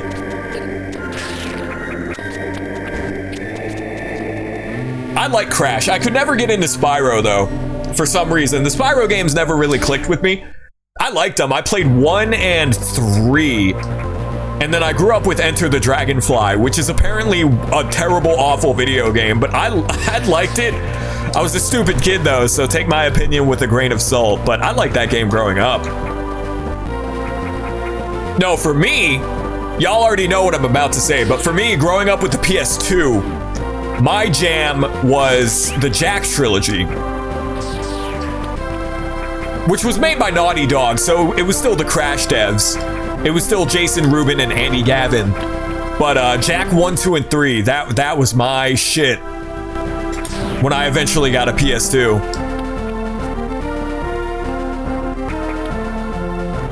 Oh, the stream died. Oh no, the stream just straight up died. Are we good? That wasn't even stream dropping frames like usual. Dropping frames happens every single night, it seems, but the stream just died. It disconnected. I had to reconnect my Twitch account through OBS because it completely shitted itself. Are we back? Are we good?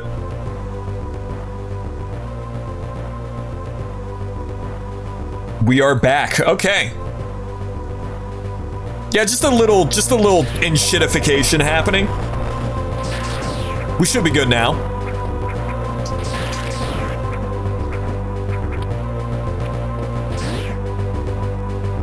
Yeah, we're not dropping frames or anything. We should be good. Let me type in chat in case anybody's still offline. Refresh your stream.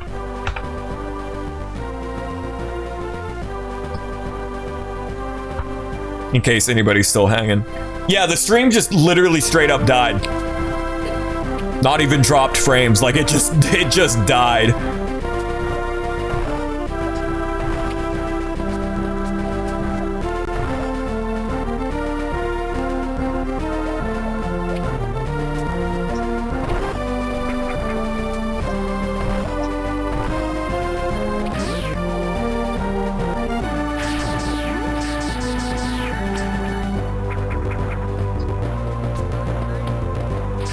You can sequence break this, by the way, if you do the diagonal bomb jump.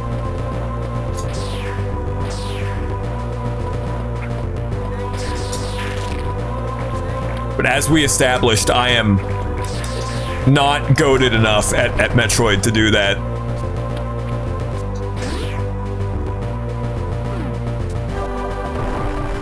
Oh, this was another moment where I got stumped as a kid. Because I didn't realize you were supposed to wait for these little ticks to destroy these. Refresh your Internet Explorer webpage. Yes, exactly, Blake. Exactly. I mean, we all use Microsoft Edge, right? Why would you use any other web browser?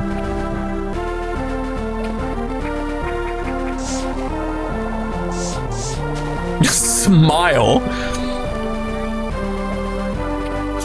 Smile emoji.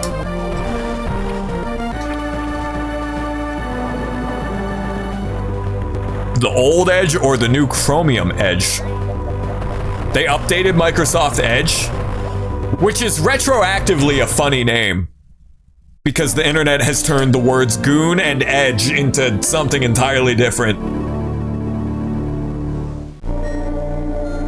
Speaking of Jak and Daxter, there's a character in Jak X Racing named Edge, but it's spelled E-D-J-E.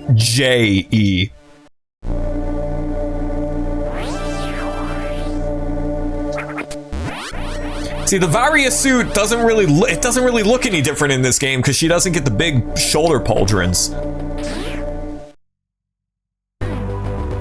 I guess it's being faithful to the NES game.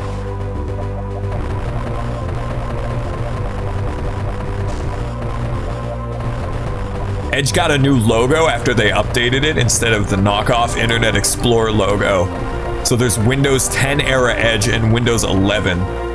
I see.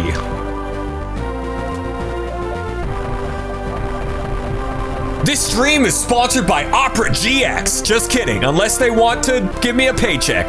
I'm very broke right now and we're struggling to keep a roof over our heads. So Opera GX, reach out to me. We'll get it cracking.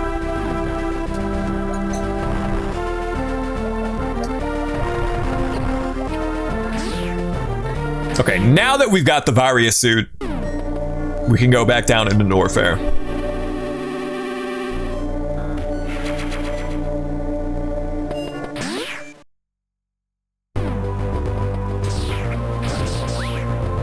It's not the most intuitive placement. Like, you would think that you would get the Varia suit in Norfair, like in Super Metroid. But I think this is being faithful to the NES game because the suit is placed like all the way up at the top of the map or something.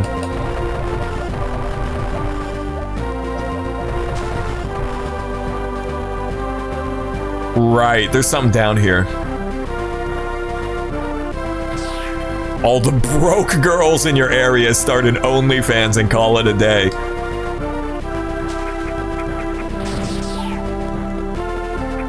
I would take a Barcel sponsorship. That's the company that makes Takis. I would take like a Takis sponsorship.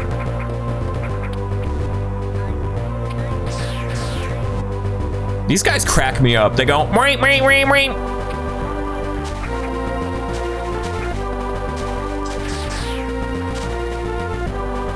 Go get him, Tiger. What about Barbasol? Yeah, I would take a Barbasol sponsorship.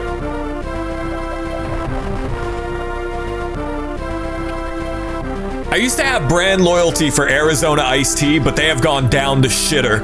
I don't know what's going on with the quality control at Arizona, but the Arizona, like, sweet teas, I stand those drinks for so long. Those were my go-to. They were 99 cents. They were delicious. Now they taste like shit. What happened, Arizona? Quality control went down the gutter. Which is apropos because they taste like they were pulled from a storm drain gutter. Like, I don't know if it's just like they changed the recipe or what, or I don't know what's going on with the Arizona Drink Corporation or whoever owns it, like PepsiCo or whoever owns it, but Arizona sucks now. Cybershell CBD gummy sponsorships, funny as shit.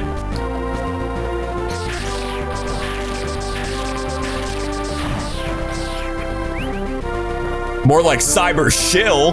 Nah, I've made my stance on sponsorships pretty well known.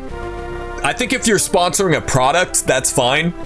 But if you're sponsoring a service like BetterHelp, you know, there you should be held accountable if that service turns out to be really bad and scummy.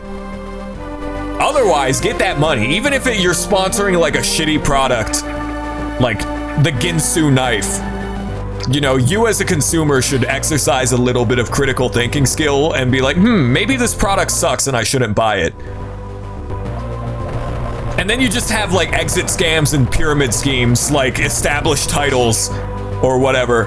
Pay us $2,000 and you'll become a lord in Scotland.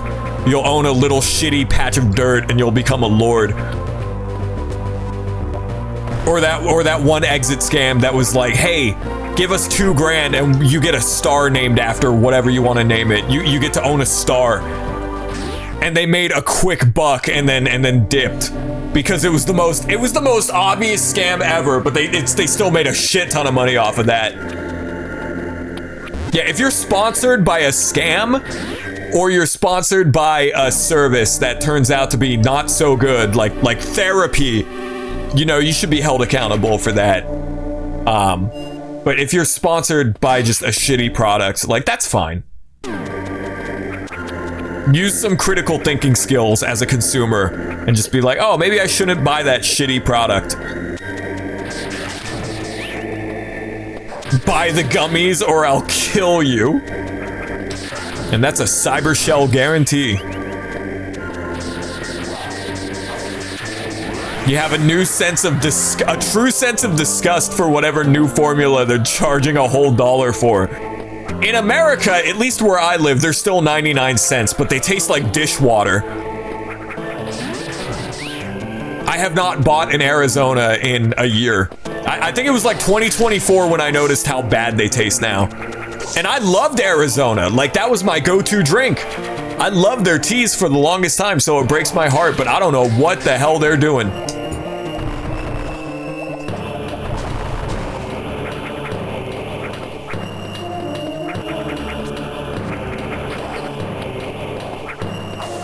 I like the peace teas, but they made them small down here in America. They used to come in the big can, but then they marked up the price and they made them small, like classic shrinkflation.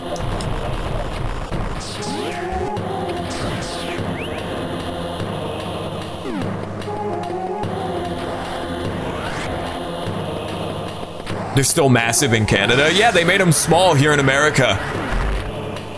The peace teas were good, though. Y'all remember the Shack teas? And like Shack soda? Those were pretty good, too.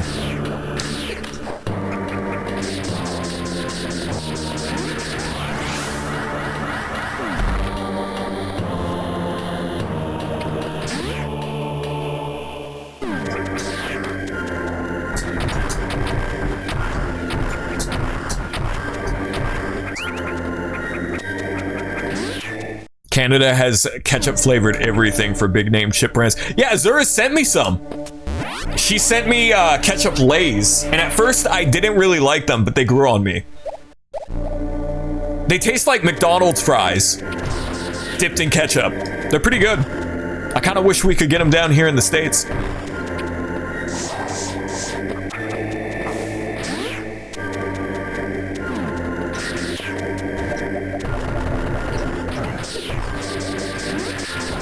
Yeah, they were an acquired taste, but now I just randomly crave ketchup chips.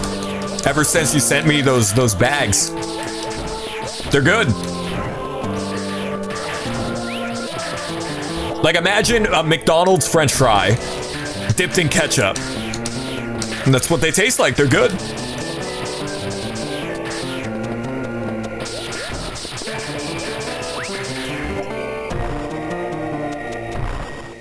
You can get them in America. Never once in my life have I seen them in America, but I've also exclusively lived on the East Coast.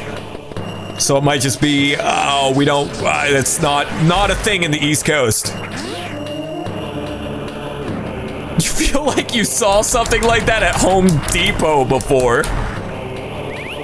Yo, give me the hookup. You telling me I can go to Home Depot and get my fix for ketchup chips? They're hard to get. Yeah, I've never seen them.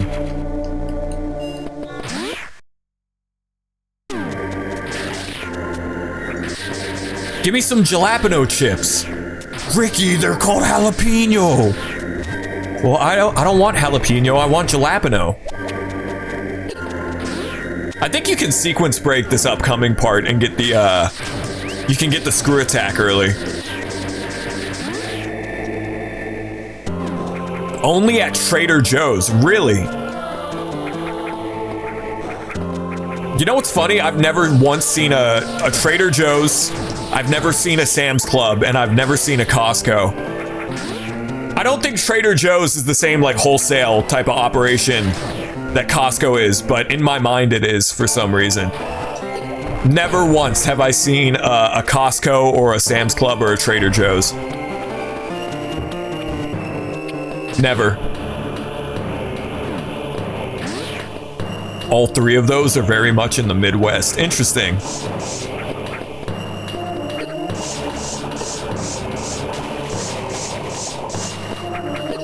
Samus, get out of the cheerwine. Get out of the cherry Dr. Pepper. No, we're not talking about Diet Dr. Pepper barbecue sauce.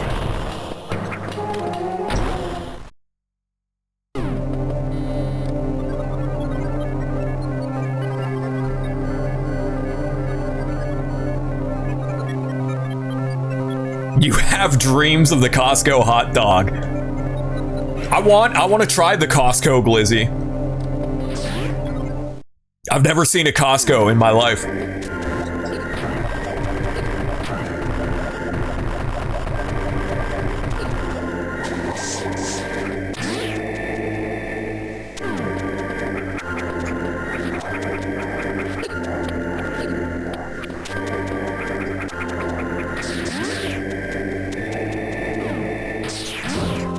I think this might be the room. You can sequence break this to get the screw attack early. Maybe I have to Shine Spark. Let's see. I don't know if I can.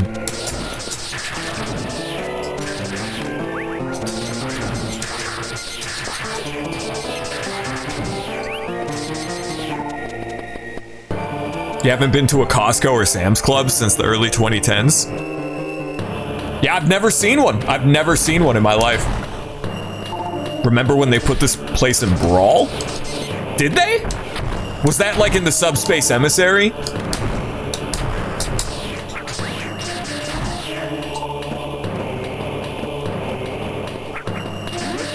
There's no way I can build up enough speed to... No, there's no... How would you Shine Spark this? There's no way.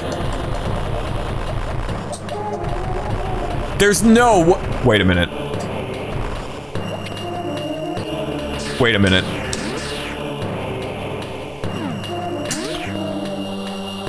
Maybe I'm tripping. Maybe I'm thinking of Metroid Fusion. I could have sworn you could get the screw attack early in this game, but now I'm starting to think that I'm tweaking.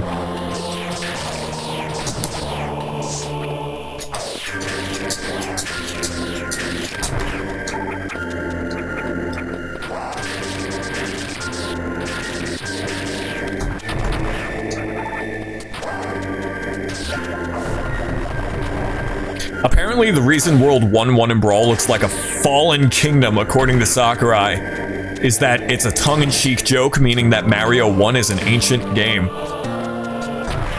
That makes sense. I mean, Mario 1 and Zelda 1 both kind of look like they take place in a desert.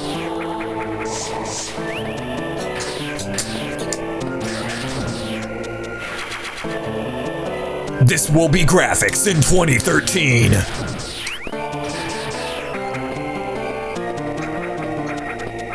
Zelda 1 in particular, that version of Hyrule looks like a desert.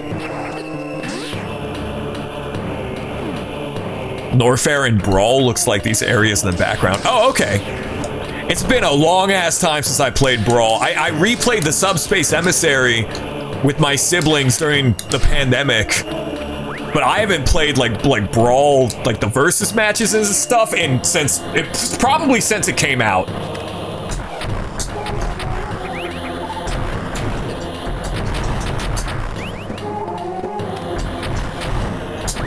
I remember I would go on to Shadow Moses just so I could hear Yell Dead Cell. I still, to this day, I have not played any Metal Gear Solid game other than like 10 minutes of Snake Eater, but Yell Dead Cell goes so freaking hard. This is from Metal Gear Solid 2, and I would play on Shadow Moses solely to hear this song.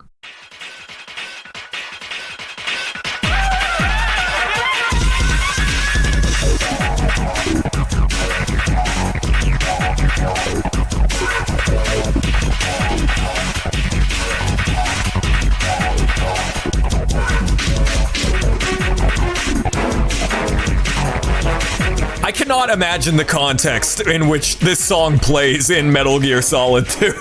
Like, what? But this is a banger. I would play this stage in Brawl solely to hear this song.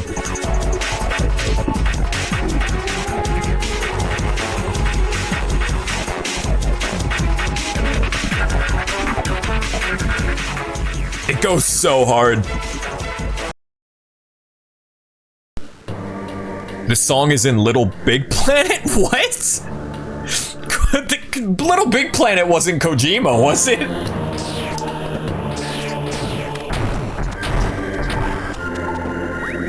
That would be really funny if it were. Like Kojima was like, I just want to make a fun little platformer with a bunch of little dudes. Little Big Planet had DLC like Fortnite. They had Sonic DLC. Okay. I missed out on the PS3. I was a 360 guy.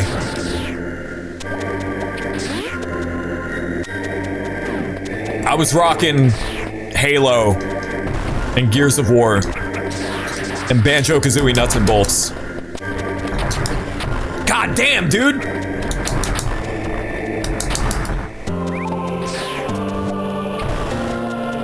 Guy did a lot of damage. Oh, the wave beam, nice. Hey Mick, hope you're having a good Friday. Welcome to Metroid. Yeah, I had Gears of War 1 and 2, which were really good. I haven't played them since I had my Xbox 360 in, what was it, 2013? I was a late adopter to the 360.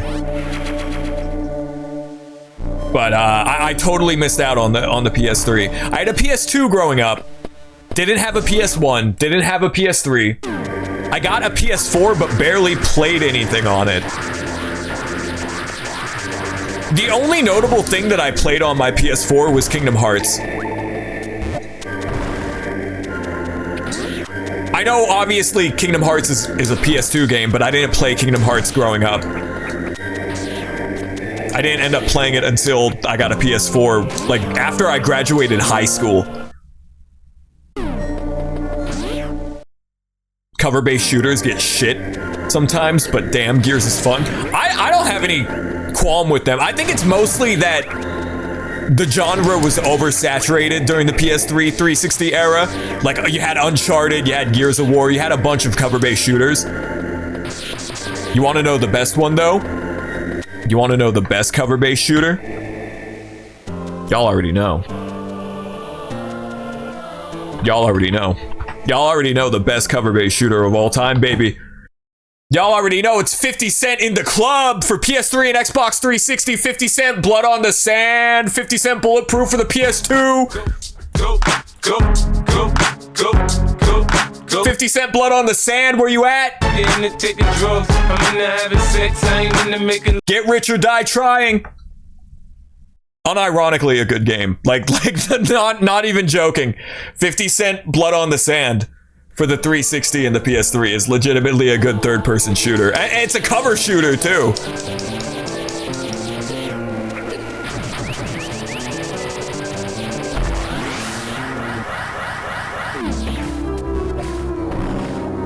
Everyone in your family and your friends had a PS3. Even though you didn't have one, you still played the hell out of it. That's always cool, though, when you can experience a console through, like friends and family.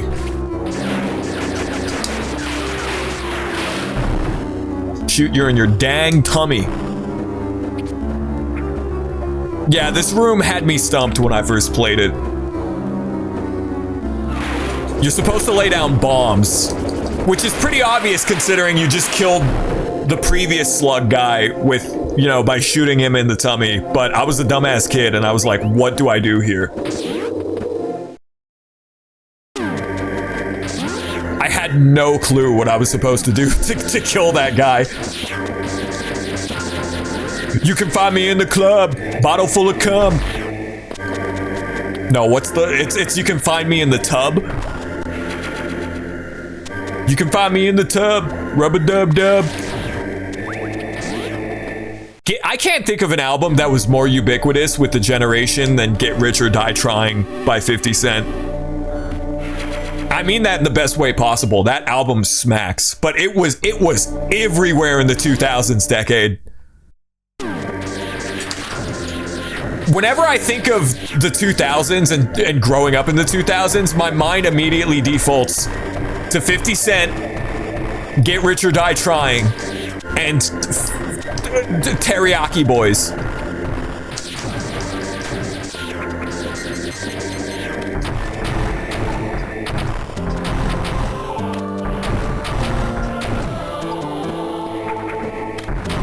Your friend eventually gave you his PS3 because he was worried people would steal it when he was moving. And he was right because somebody stole his 360? Oh, that sucks. I got my 360 for dirt cheap, but again, I was also a very late adopter to the 360. Like, basically in 2013, they were giving 360s away. I'm just now noticing this is the Spore Spawn theme from Super Metroid.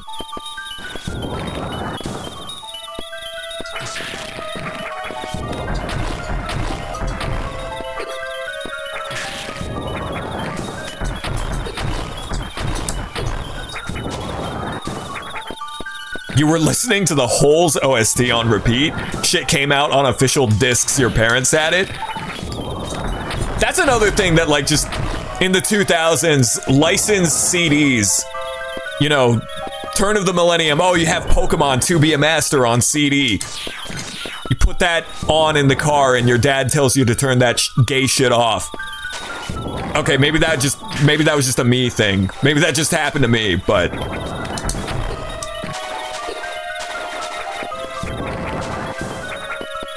To Be a Master ripped. Your dad was the one putting it on? Badass.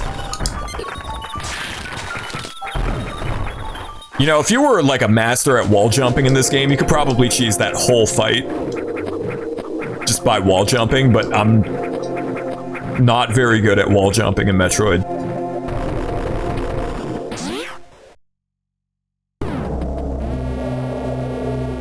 Alright, we're getting there.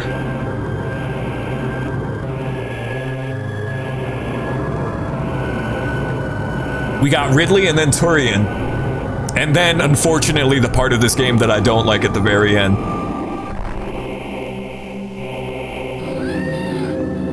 The Zero Suit segment is fun when you first play this game, and it catches you by surprise, especially if you're familiar with the original Metroid one. But I wish there was an option, like a New Game Plus option, where on subsequent playthroughs you don't have to do the Zero Suit section again. Because it kills the pace of this game. I still love this game. I think this ranks very highly for me personally. For not just Metroid games, but my favorite games in general. But, yeah, the Zero Suit part at the end that's not my favorite thing in the world.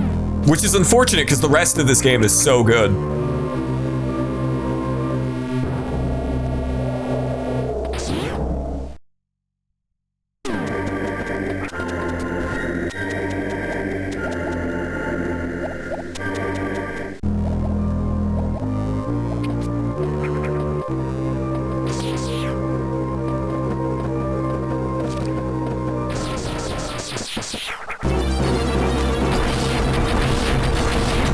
Get this cool ass fight though.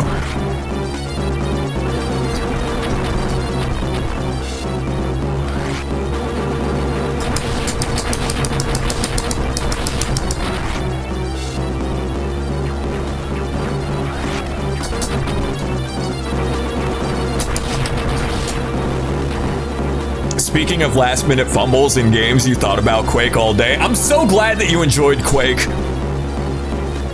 Yeah, the final fight against Chubby is, it's a blunder. The rest of the game is so damn good. That final boss battle is a bit of a blunder. But I'm really glad you enjoyed Quake. It was fun watching you play it.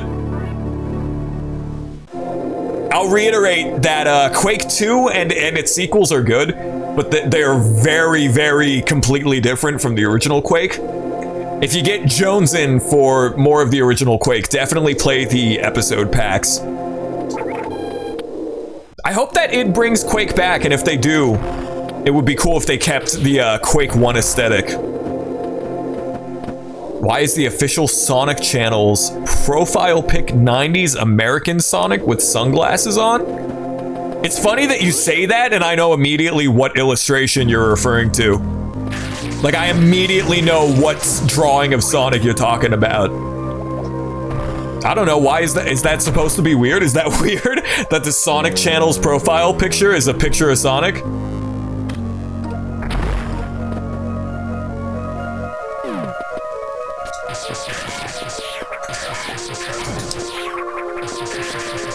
'90s Sonic. Well, maybe maybe Sega is gonna announce a new '90s Sonic themed game.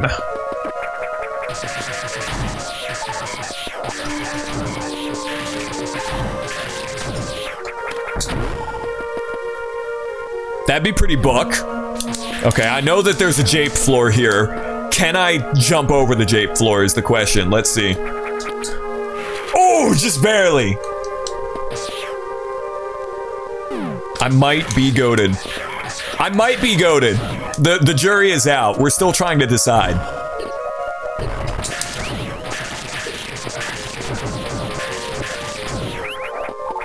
You know, the jury's out on that, but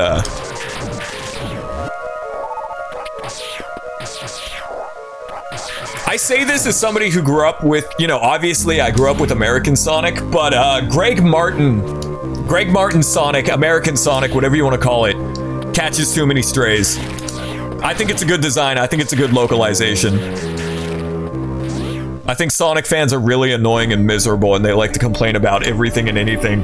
And especially classic Sonic fans. I like the Greg Martin, Greg Ray, whoever designed it. It's kind of a mystery who actually designed American Sonic. Like, we don't know if it's a guy named Greg Martin or apparently a guy named Greg Ray. It's a whole rabbit hole, but I think it's a good look. And I still think Jaleel White is the best voice for Sonic. Goated with the sauce? I don't know. Again, the jury's still out. We are on world record pace though, so we fumbled it in Kraid's lair, but we're bringing it back. Like Prime Minister Pete Nice, we're bringing it back. Two cats is acting me deaf, don't be affecting me, you bitches get a hysterectomy for disrespecting me. What a crazy bar. Your missus get a hysterectomy for disrespecting me. I think I missaid it. I said your bitches, but it's your missus.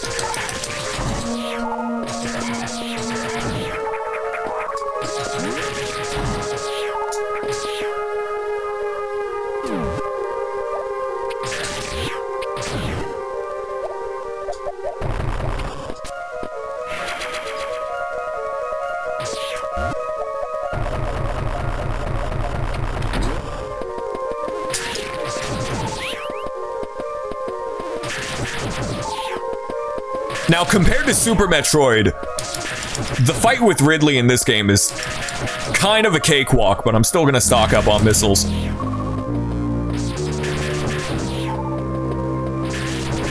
The fight with Ridley in Super Metroid is legitimately tough.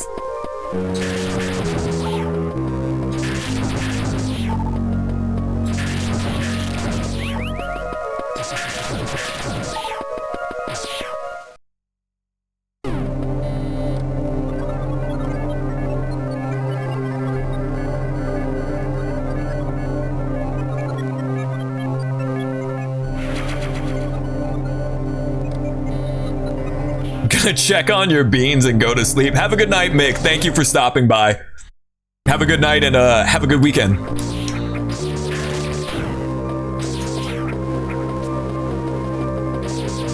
And enjoy your beans. I think there's an E-tank around here.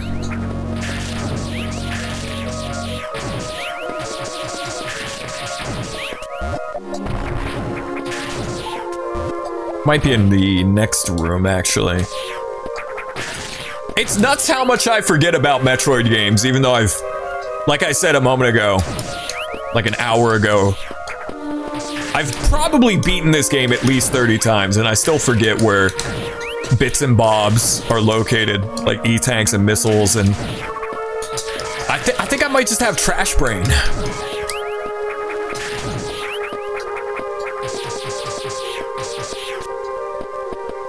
It's entirely possible.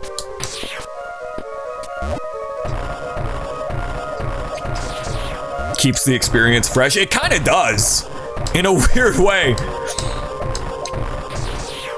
It's like every playthrough of this game is a new playthrough.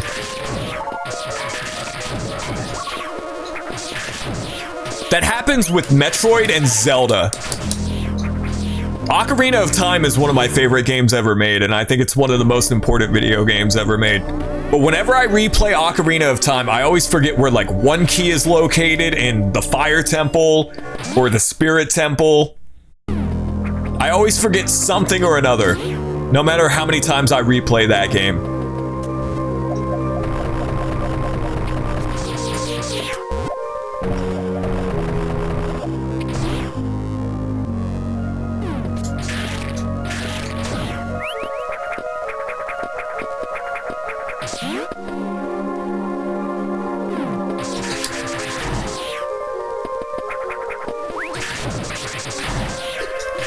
This is the E-tank room.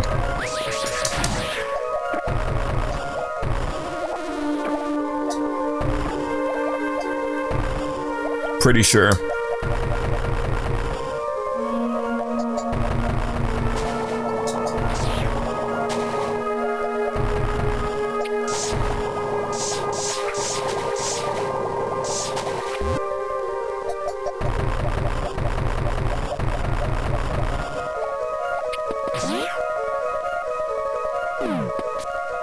Pretty sure.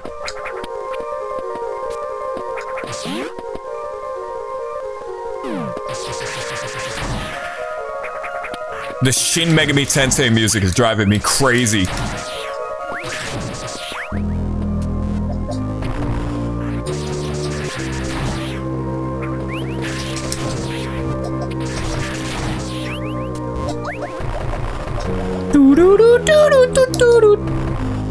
I'm still planning on doing SMT1 for getting spooky with it. Undecided if I want to play the Super Nintendo Super Famicom original. Kind of want to play the PlayStation or the GBA version, so that way I won't suffer as much, but the Super Famicom version's authentic.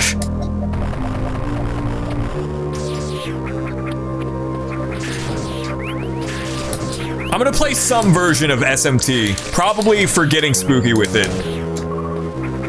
I might end up playing the Super Famicom version on stream. I might opt for the PlayStation version. Not sure. I thought there was an E-tank in there. I guess not.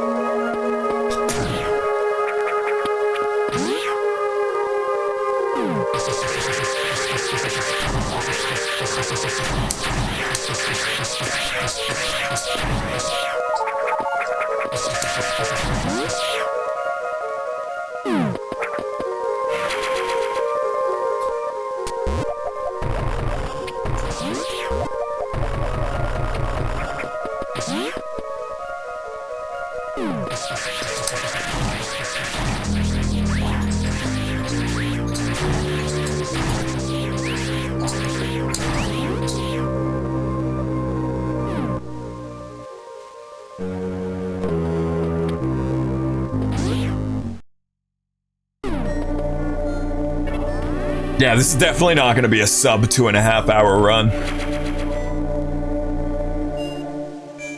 We still got to do Turian and then the Zero Suit segment.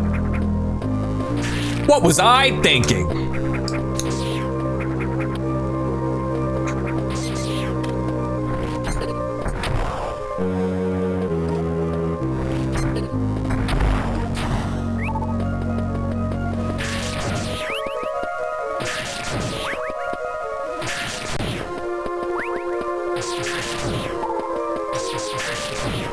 Can I get one super missile, please?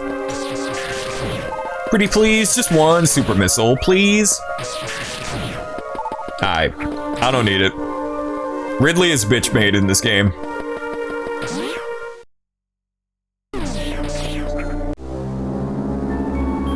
The mysterious device.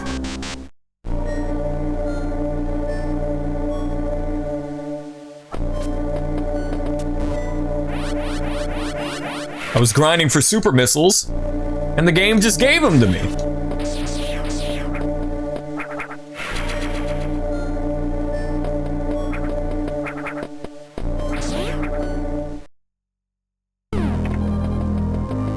Uh-oh! It's Ridley! Hey, do you want to stop that?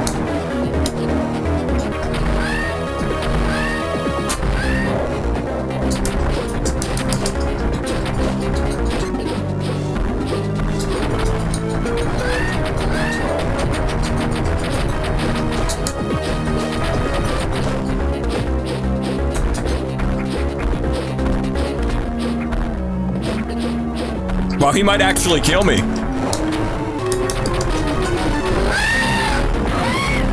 I was talking mad shit and he almost killed me. Loud ass Ridley sound effect, my beloved. It's even louder on a mono Game Boy Advance speaker. Like actually just the loudest sound effect known to man. The Riddler. Can I pet that dog? No, you don't want to pet Ridley.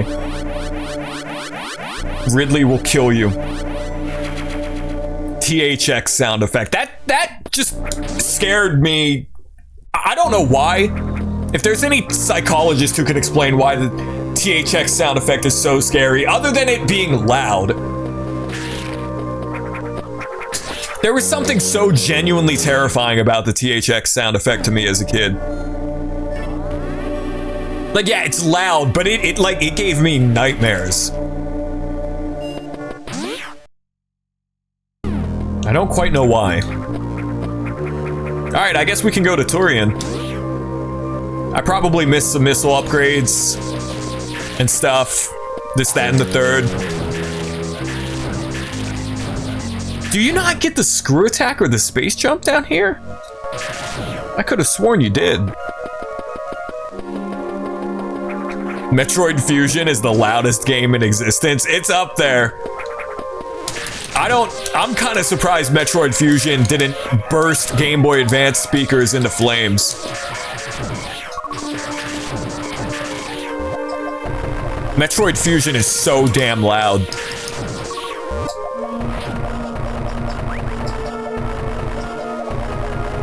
Oh, there's a secret in this room. The map says so. Haha! Oh, this is the E-Tank I was thinking of.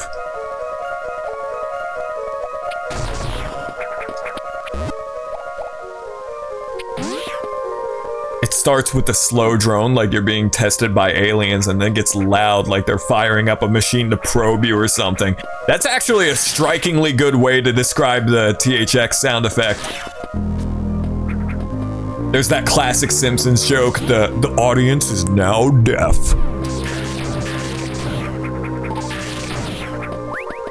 I think there's a secret up there.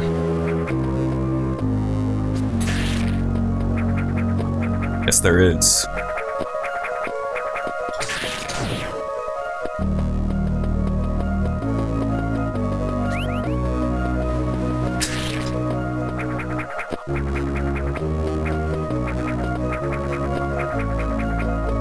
Man, wall jumping just feels better in Super Metroid.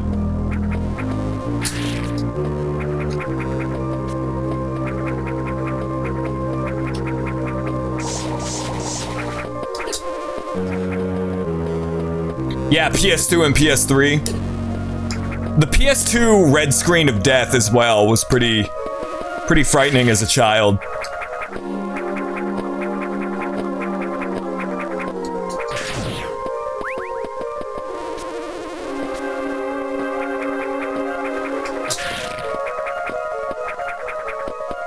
I feel like it'd be easier to just bomb jump this.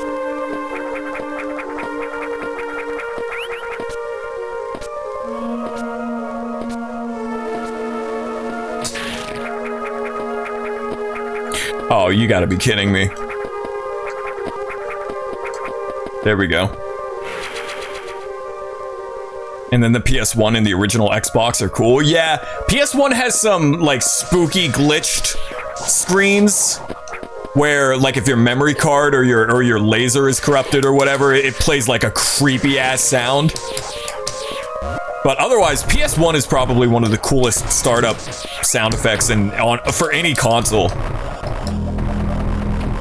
GameCube didn't freak me out, but the GameCube Easter eggs, like the squeaky one and the samurai one, scared me.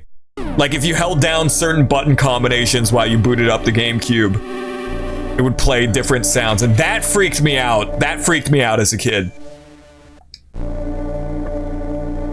Let me see if I can find the PS1, like, screen of death that I'm talking about. Let's see if I can find what I'm looking for.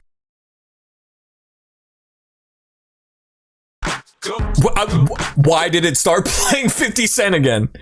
PS1 startup error. Oh, there's a bunch of them depending on what console you have. Like if it's PAL or Japanese, or I think it's called like the Chimes of Death, because for some reason they're all of these error screens are called the screen of death. PS1 startup error. There's one in particular that I'm looking for. What the fuck is this? What is PS1 personified fear? That sounds terrifying. Is that the one I'm looking for? Probably. Forbidden Image, Fearful Harmony, Personified Fear. Who is coming up with these names? Okay, well, I'm just gonna pull this up. Go, shawty. It's your birthday. Okay, Forbidden Image. Shout out to BK4 on YouTube.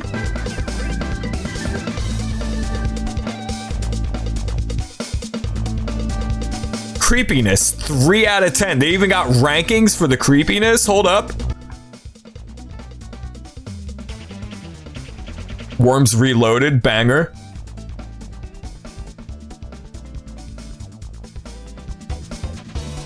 I had Worms World Party for PC growing up. Wait, he didn't even show it. Oh, okay. It's the whole, like, process.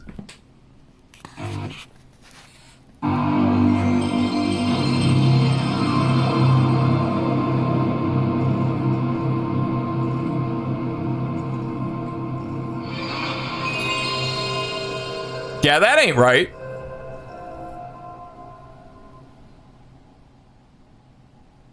Yeah, depending on what model PlayStation you have, there's different error screens and whatnot. What is the one I'm looking for? Is it Fearful Harmony? This is a cool ass video. It's got like all the details. Happens when an unknown disc format has been inserted. Visuals could be different every time when this occurs.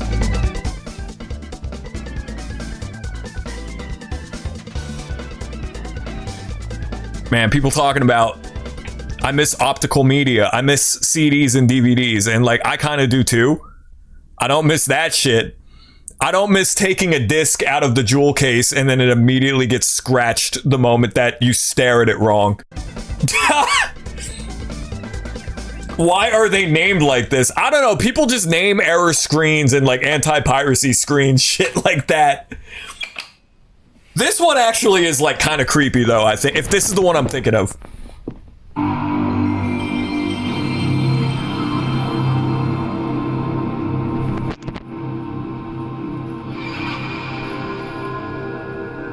I think it starts playing like loud ass sounds. 6:18. Bro was dedicated. He sat on the screen for a minute.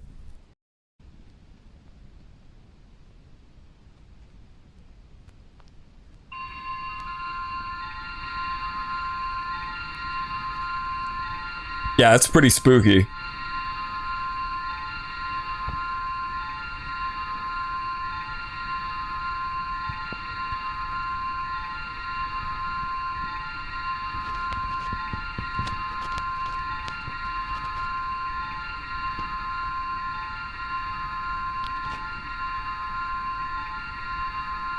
It's pretty spooky.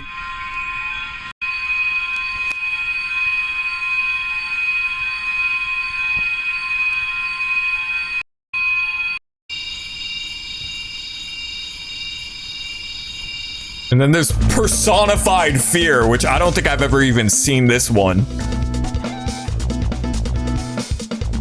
It's a brown note, but it's scary because it makes you shit yourself. Okay, this one is personified fear. Happens when the PS1's BIOS is corrupted. Could also happen when the disc is corrupted.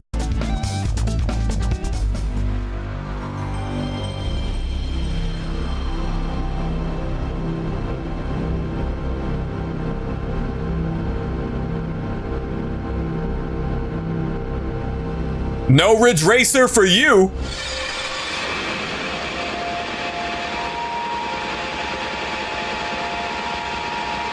I think if before you go to hell, like if you die and you do drugs and you go to hell before you die, I think that's what you hear. I think that's what you hear the moment before you perish, is that sound.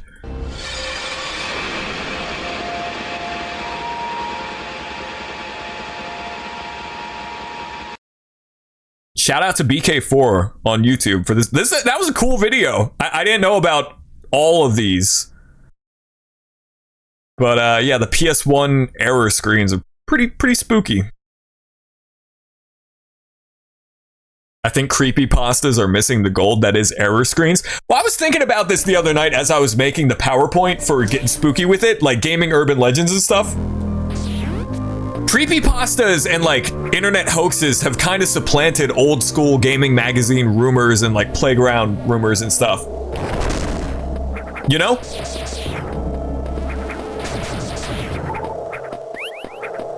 I think they are brother and sister. They are kin.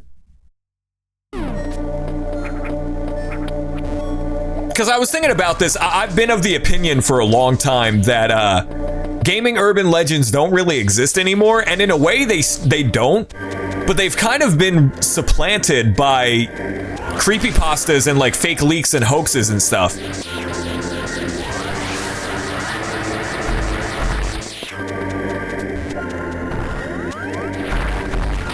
Fake anti-piracy screens. I like them, right? Even though most anti-piracy screens that you see on YouTube, they are fan-made, I still like them because it's cool art. It's a cool-ass art form, right? A lot of the ones on YouTube and on the internet that you will see, they are fake. They are not real anti-piracy screens, but they're still fun. Oh, there's the screw attack. Sonic 1 error screen when you die in real life. The Sonic 1 Labyrinth Zone, that weird glitch that I've shown off like every time that I play Sonic 1, that's maybe my favorite creepy video game glitch, urban legend, anti-piracy measure, whatever you want to call it, whatever that is, the instruction not clear or whatever that is, that's maybe my favorite. And it's kind of obscure, like Sonic fans probably know about it, because of course they do, but I literally do not give a shit about those missiles. You know what? You know what the best gaming anti-piracy screen is? And this one's real. This one is real. I talked about it in my Rareware video. But the Donkey Kong Country 3 error screen.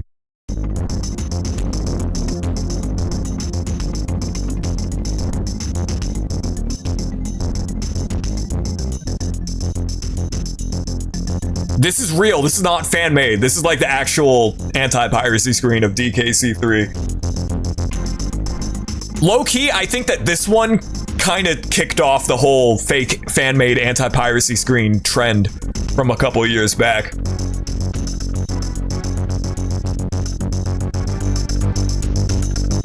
The text changes. It says some shit. An irregularity has been detected. If I saw this as a kid and I had DKC3 on the Super Nintendo, I had the whole DKC trilogy. If I saw this as a kid, I would have shit my pants. An irregularity has been detected. The background screen is just the game over screen, which is also kind of, you know, it's kind of spooky in and of itself. But if I read that, I'd be like, what do you mean an irregularity has been detected? I would have thought this shit was haunted. This is real, and I think this is an upload from 16 years ago, from 2010. I low-key, I think this kicked off the whole, like, fake anti-piracy screen trend from a couple years back. God damn, I love DKC3. Such a good game. Freaking love Donkey Kong Country 3.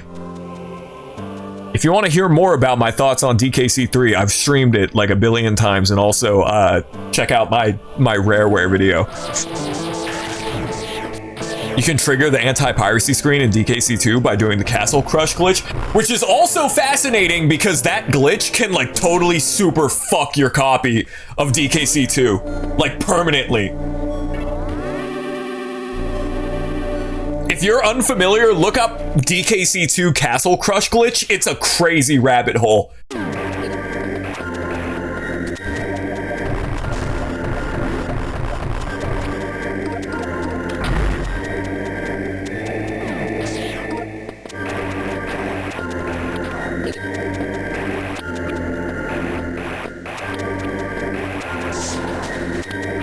Man, I love the DKC trilogy.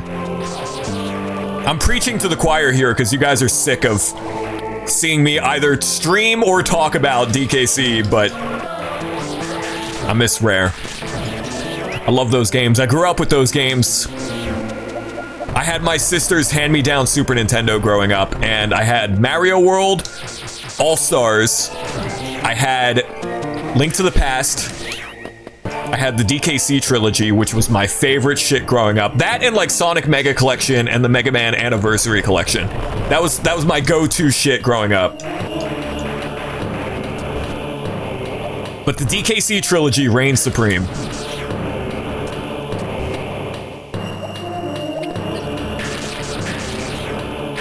Interestingly enough, they watered down the glitch on 3DS so it can't corrupt your game or save file, but they didn't patch it on Wii U. So SNES emulation on 3DS is more stable than Wii U. Interesting. The Castle Crush glitch is not something that you're gonna do by accident, though. To be fair, it's not a hard glitch to perform, but you're definitely not going to do it by accident. Pretty sure the game wants me to shine spark for these super missiles, but I'm gonna see if I can wall jump this hoe. This game doesn't have the space jump, does it? Come to think of it. Okay, I don't need super missiles that badly. Speaking of 3DS Virtual Console, you love how Engage Ridley motherfucker still crashes the 3DS version of Metroid? Yeah, that's another rabbit hole you can go down, like NES passwords, specifically for Kid Icarus and Metroid, which have a lot of shared DNA. My favorite Metroid password is Mother Brain fucking toast. That is a real password. Engage Ridley motherfucker, just like the game freaks out if you type in that passcode. It doesn't know what to do. Why am I still down here? I'm gonna go to Torian. I'm gonna go kill Mother Brain. How do I get out of here? What's the quickest way to get back to Brinstar?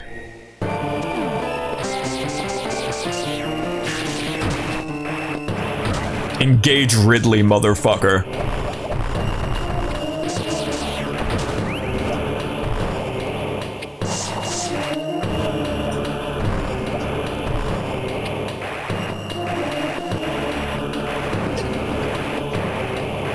Most insane corruption you got with it on 3DS was playing K. Rool for 5 seconds. 5 seconds before the screen turned into clown vomit. I miss the Virtual Console. I mostly think of the original Wii, but the 3DS Virtual Console was pretty tight. I played a lot of classic Game Boy games via the 3DS Virtual Console. Wow, they really want me to go all the way around, don't they? I just want to go to Torian. Please!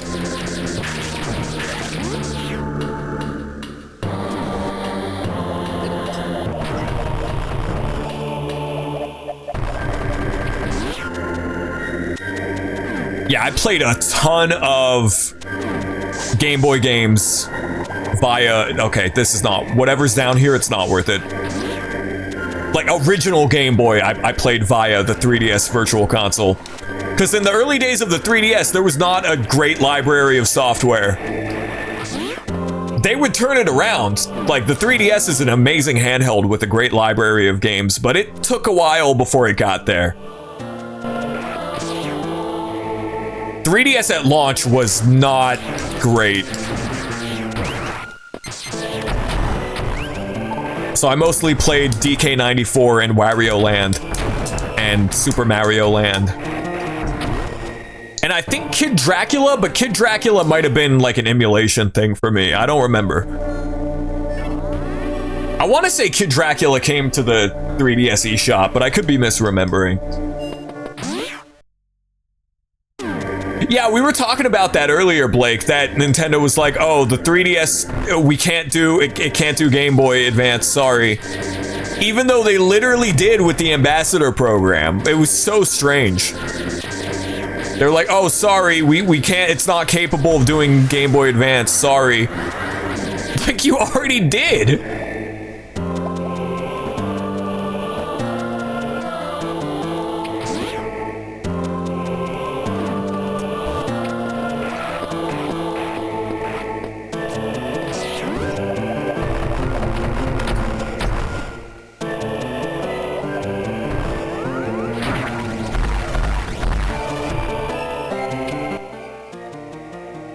All right. Now we can go to Torian. Now we're getting there. Don't die, Sammy. Don't die.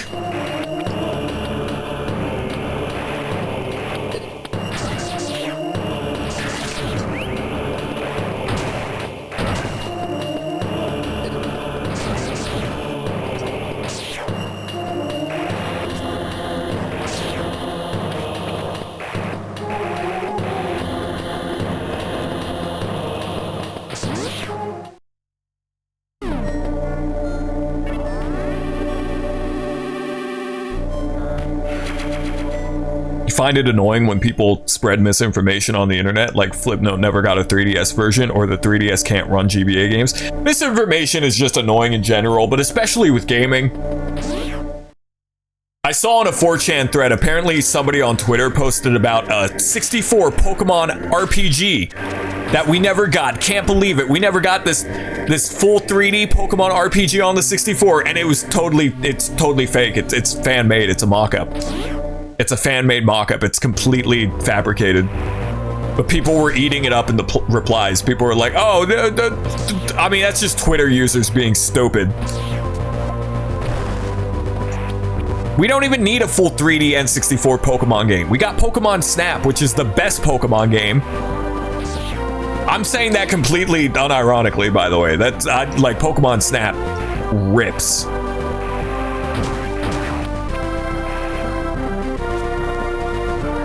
I love Pokemon Snap.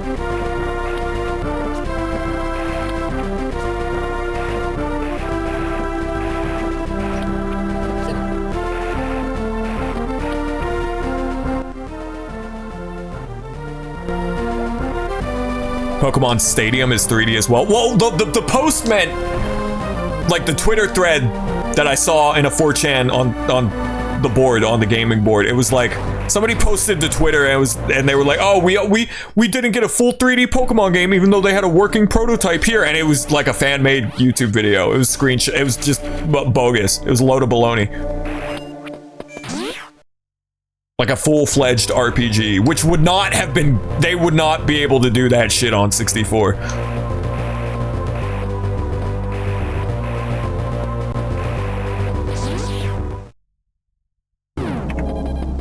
Five-year-old you couldn't figure out Pokemon Snap, nor any N64 game at the daycare, barring Smash 64.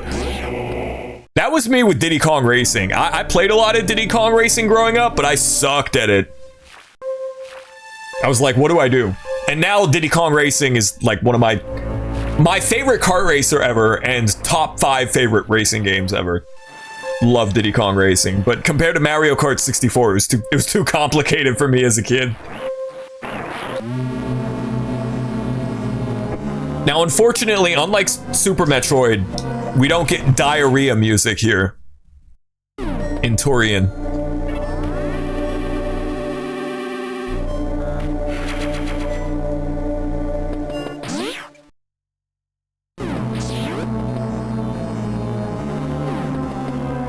Uh-oh, the spaghetti hoops. My number one op.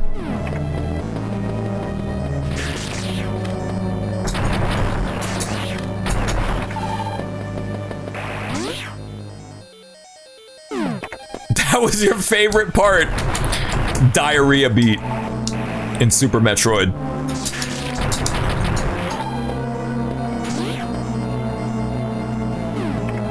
No, I love Pokemon Snap. Pokemon Snap very well may be my favorite Pokemon game. It's a toss-up between Pokemon Snap and Crystal. Mother Brain Taco Bell ass music, for real. Kenji Yamamoto just like sampled somebody's diarrhea doo-doo sounds for Super Metroid. Diddy Kong Racing, Mario 64, Star Fox 64, OOT all went over 5-year-old Yu's head. I guess the 64 controller was too complicated. Man, the 64 was so good. Your local N64 stand here, telling you for the umpteenth time this week how much he loves the 64.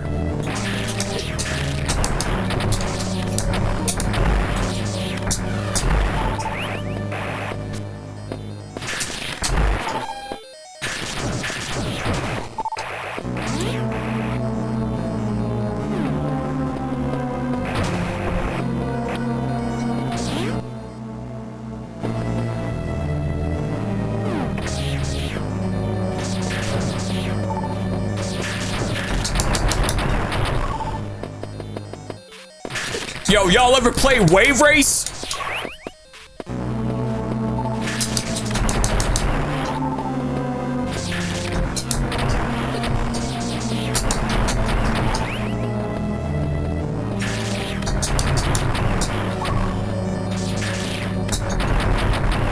I'm gonna go back to that previous room because I think it's a missile refill. I hope it is.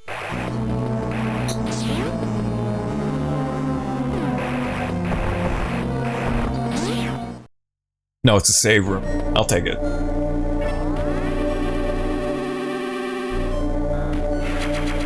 I'm gonna have to grind the spaghetti hoops to get my missiles up. There was no way in hell 5-year-old you was gonna figure out Wave Race. I understood Wave Race. You gotta weave back and forth between the buoys. I just sucked at Wave Race as a kid. Well, I still suck at Wave Race. So nothing has changed, but goddamn, dude. I love me some Wave Race. Please give me missiles, SpaghettiOs. Uh-oh, SpaghettiOs. Please give me some more missiles.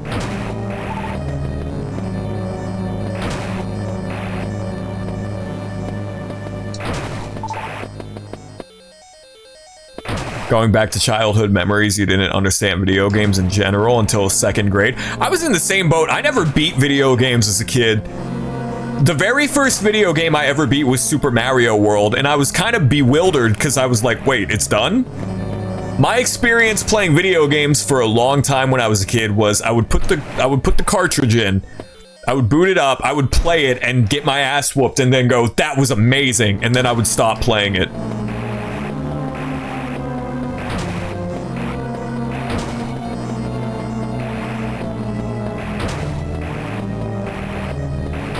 The first game you beat was Finding Nemo on GBA. You don't really see licensed video games anymore, come to think of it.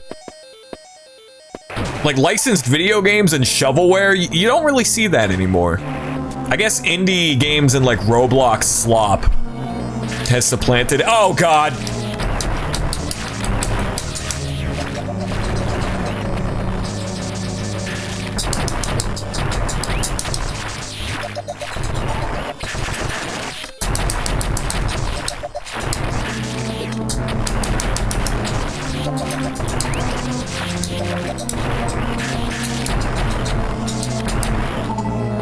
This is the hell pit. Welcome. There's still a license game for every new Avatar film. Oh, you're talking about James Cameron Avatar. I thought you were talking about Last Airbender. There is a Avatar fighting game coming out, and it looks good. And I do love me some fighting games, but I'm not super passionate about Avatar The Last Airbender. I watched it growing up. I saw the whole show. I liked it a fair bit when I was a kid, but I'm just kind of ambivalent to Avatar now, you know? I don't know. Maybe if I rewatched it, I would be singing a different tune, but I liked it. I watched it all growing up, but yes,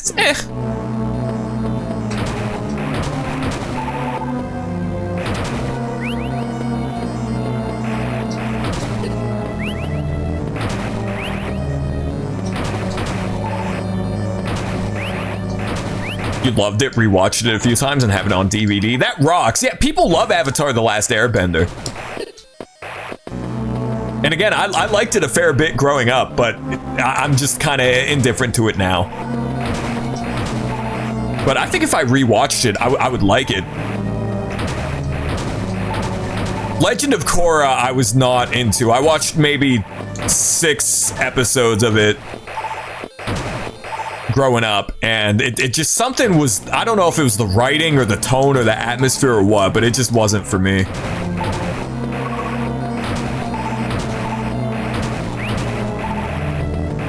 Alright, let's go ahead and save. Last Airbender rocks. Maybe I should give it a viewing. I should rewatch it.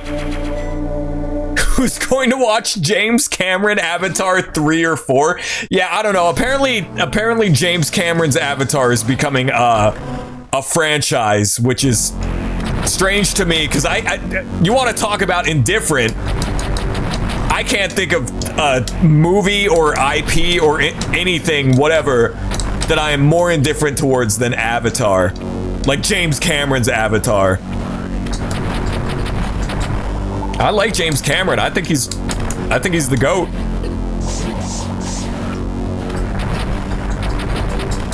Who designed this room? Was it Yoshio Sakamoto? Can I have a word with him? Can I have a word with Yoshio Sakamoto real quick?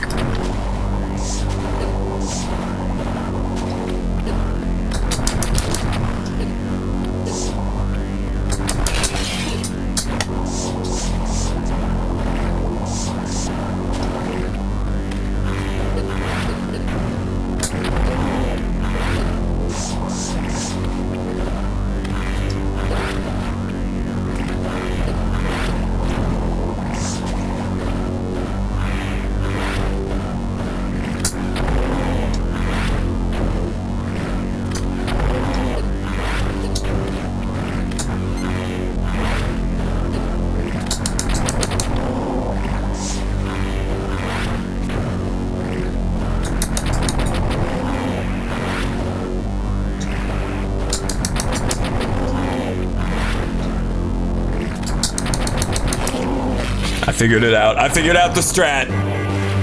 Just chill in the corner right up here. Let's get out of here! Oh, we gotta run! Shit. Can I turn the screw attack off?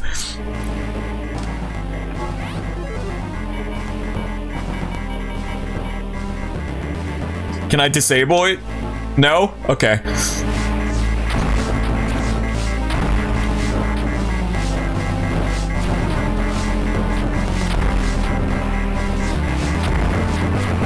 Shit. Oh no! Samus! This is the first time in history anybody's ever gonna fail the escape sequence in Metroid?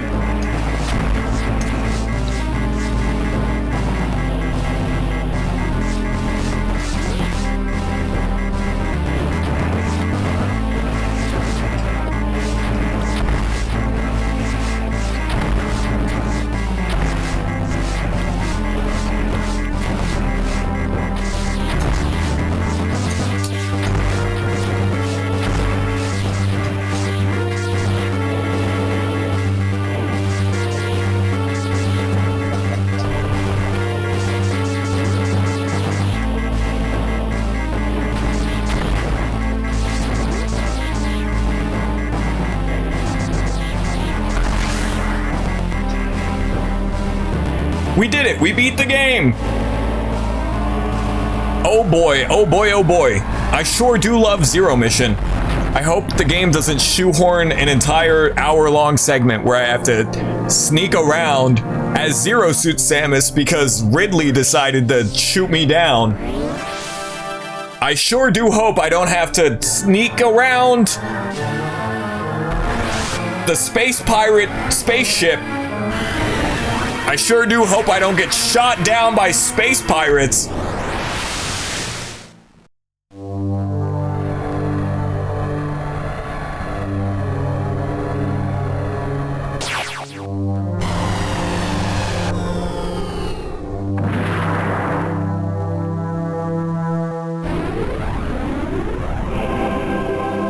If it were NES, it would be the titty screen. Well, you get the ass screen in this game. Again, on your first playthrough, I can imagine when this game came out in like, what, 03 or 04, whenever Zero Mission came out, this was probably a fun surprise. If you played it back then, like, oh, okay, it's not just gonna end right here after defeating Mother Brain. I get to play as Zero Suit Samus. And it is cool on your first playthrough. I do wish for subsequent playthroughs, though, there was a New Game Plus option that didn't incorporate this part right here, because it's a little clunky. Part of me kind of just wants to stop playing here, but we're gonna do the whole thing. We're gonna do the whole thing. This is fine and it's fun on your first playthrough, but Metroid games are meant to be replayed, and if you're like me, you've replayed this game a lot. And it's a little bit tiring to do this for the umpteenth time, but we're gonna do it. But I'm gonna take a real quick BRB. Alright, welcome back. Let's finish up Zero Mission. I don't hate this part of the game. I just wish, like I said a moment ago, I just wish there was like a New Game Plus where you didn't have to do the Zero Suit segment. Or alternatively, if this Zero Suit segment was shorter, because this legit takes like a half hour. I think it would have been better if it weren't so shoehorned in. I don't know, maybe if it were just a little bit shorter. They're doing something like this with the second Halo 1 remake, except it's prequel missions. Except prequels don't make sense because it's immediately after Reach. Wait, what do you mean second Halo 1 remake? They're remaking Halo? Why? The Master Chief Collection is like readily accessible on Xbox and PC, and I think, isn't that shit on PlayStation 2 now? Like not the PS2, but like PlayStation as well? Am I tripping? They're remaking Halo again?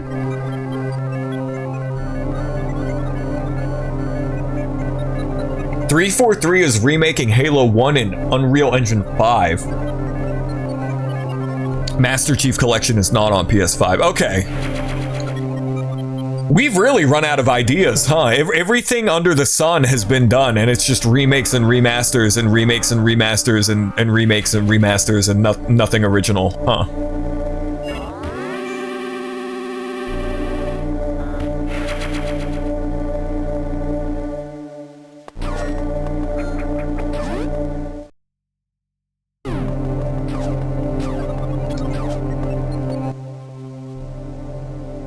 Can I charge shot these? No.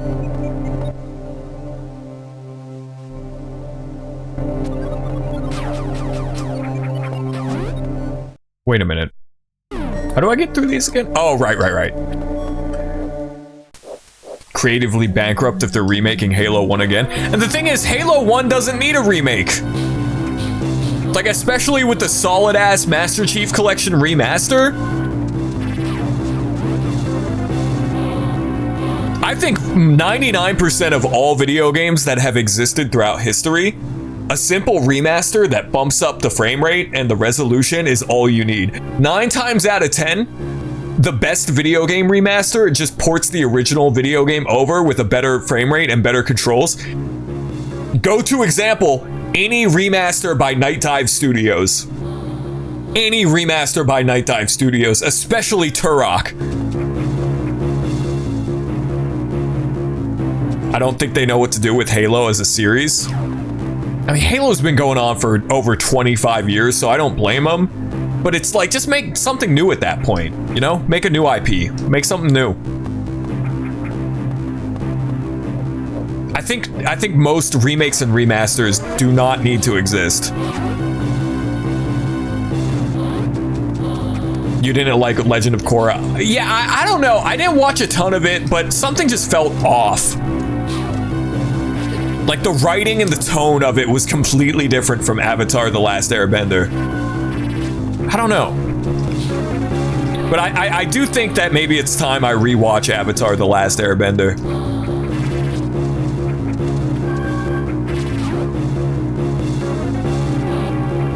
They're gonna be remaking Halo 2 and 3 again, shoehorning. Yeah, it just doesn't need to exist.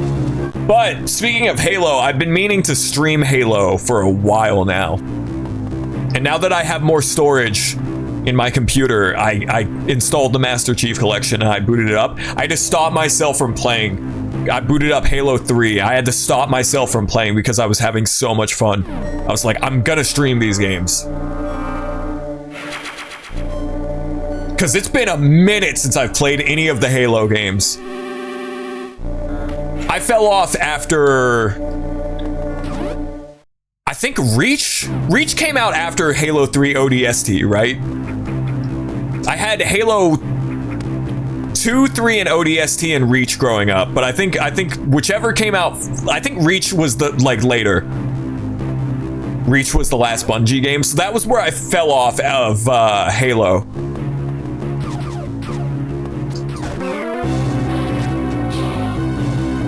But I'm gonna stream the Halo games soon.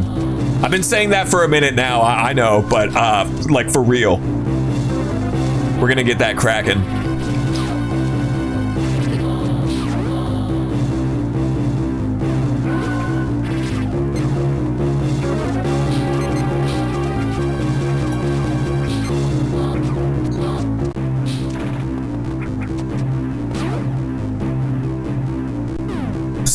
Stream Cursed Halo instead of the base game. Cursed Halo as a Mario Kart 64 mission. That sounds fun. I mean, I would save that for later, but I know you're memeing. You're just joking around, but I would do some wacky shit like that, but I want to play the base game first. This part of the game really isn't that bad, but it is, I don't know, I just wish I didn't have to do it every time I replayed Zero Mission.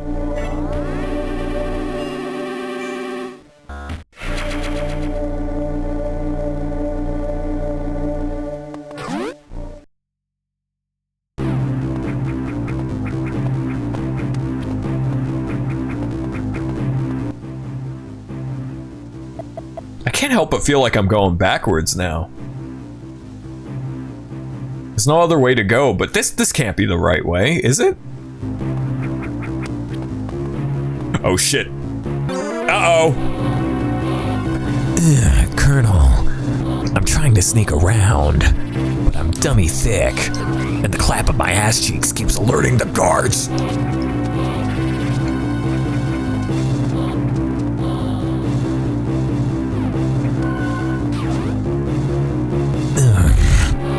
It's me, Snake. Solid Snake. Not liquid. Not venom. Not naked.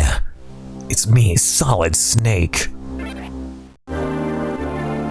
Not Solidus. That's a real... There's Solid Snake and then there's Solidus Snake, who is the president of the United States.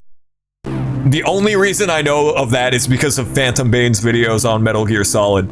Everything I know about Metal Gear is through pop culture osmosis.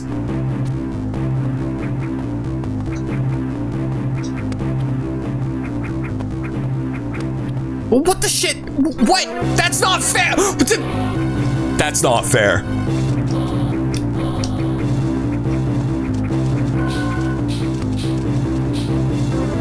That's not fair.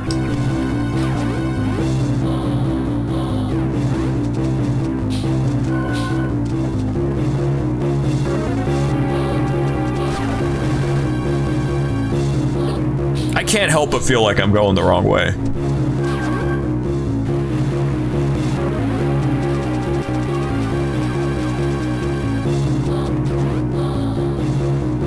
Not liquid, not vapor, solid.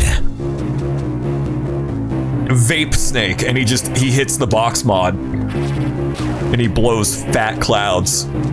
See, that would have been funny if I was streaming this in like 2016.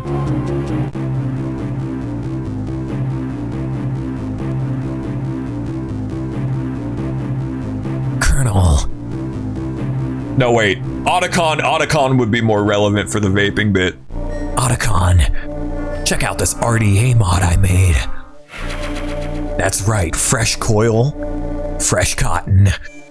I just dripped this. I got a new Squonk Box mod.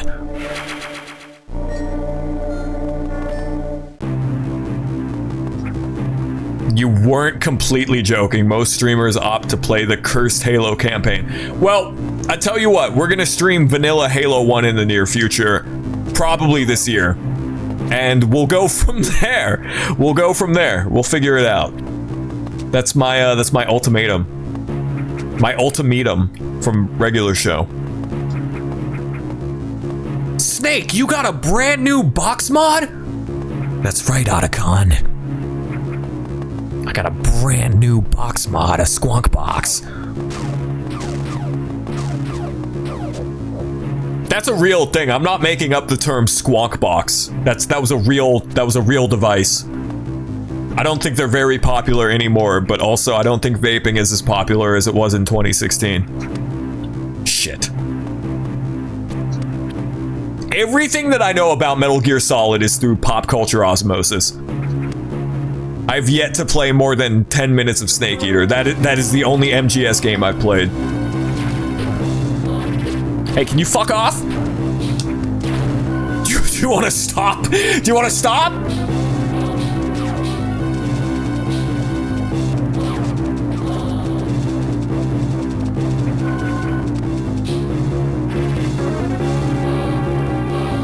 You want to eat the excellent meal so damn bad? Dude, regular show, just every meal, every like meal challenge. The every meat burrito or the ultimatum. No, those were two different. The ultimatum was the burger. And then there's the every meat burrito. There's the excellent challenge. Dude, I love eggs. Sunny side up, scrambled. Make a egg sandwich, make a breakfast burrito. Like, I freaking love eggs. The other day for breakfast, I made a scrambled egg and Spam bagel with pepper jack cheese and mayo, and it was yummy. People get weirded out with Spam. People don't like Spam, but I was talking about this the other night. I love Spam. Why is it sitting so cunty? The chorizo. Sorry, I got food on the mind. Get tired of the taste too quickly. Eggs on their own with no like mayo or hot sauce or salt and pepper and cheese. Eggs on their own are kind of gross. I'll eat like just scrambled eggs with nothing. But I could never get tired of the flavor of eggs if they're prepared well. Plain ass scrambled eggs or sunny side up with no, at least hot sauce. Give me some Frank's Red Hot and I'm good. But plain ass eggs, it took the power bomb. Yeah, they're kind of boring.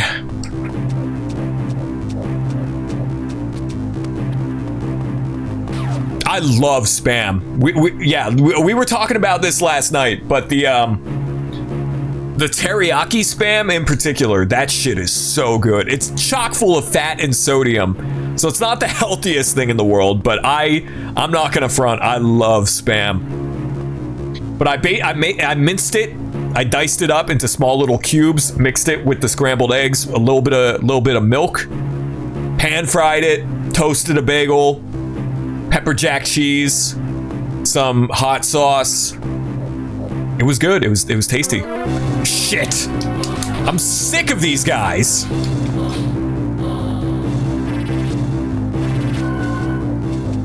Don't you do it. Don't you do it. Don't stop. Don't.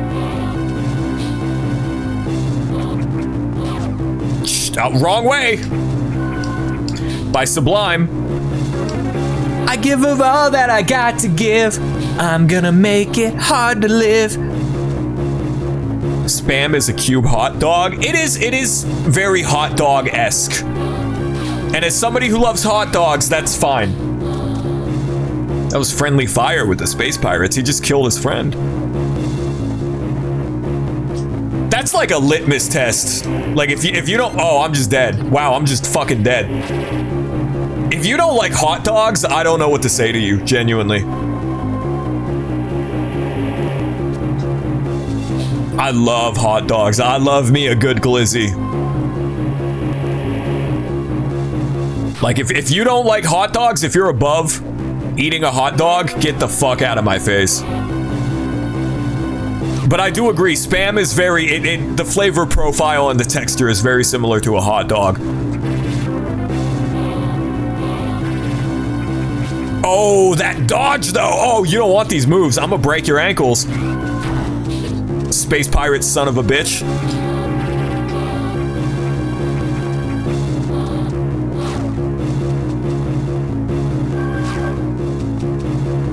Maybe try making some eggs tomorrow. You can't go wrong with an egg sandwich. What, huh? But the gate was closed. My go-to breakfast is usually an everything bagel with lox and cream cheese. But egg sandwich is second. Yeah, I'm dead. Okay, I take it back. This part of the game sucks and I hate it. Go-to breakfast, everything bagel, toasted. Cream cheese, whether it's regular cream cheese flavor or like jalapeno cream cheese. And then salmon, lox. And if I have capers, I'll incorporate capers, but they're not necessary. Don't, despite what you've heard, capers are not necessary for a salmon, lox, everything bagel sandwich. But my second go-to breakfast is just a fried egg, yolk and everything, fried egg, toasted, white bread, 12 grain, doesn't matter. A little bit of mayo, a little bit of hot sauce, salt, pepper. And I'm not a cook. I have zero culinary ability or skill. I am not a cook, but I can make you a mean egg sandwich. Corned beef is polarizing. I love corned beef. I do prefer the deli like corned beef, like freshly sliced corned beef over the canned stuff, but the canned stuff is fine too.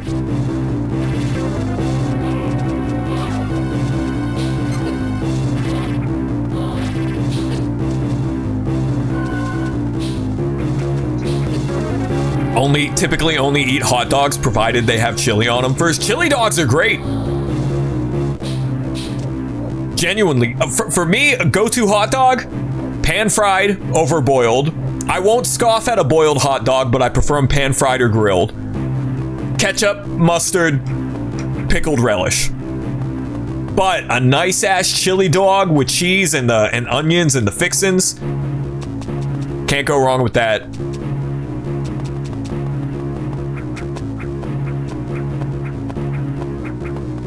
Can't go wrong with that. Kippers are good.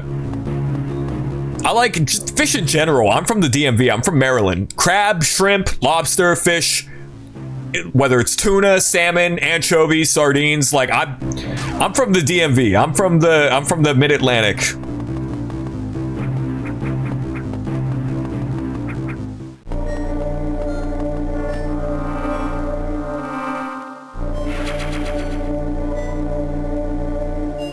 A lot of people get grossed out with anchovies on pizza, but I'm totally down for that.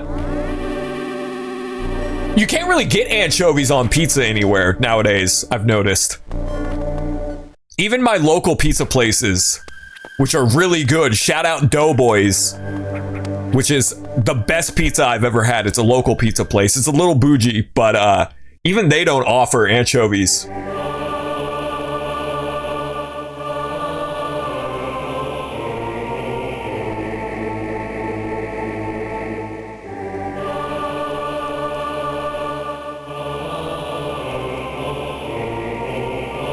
I love how the storytelling is done in this game. No dialogue, well, barely any dialogue.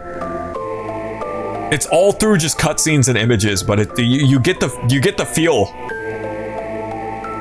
Get the feel for it.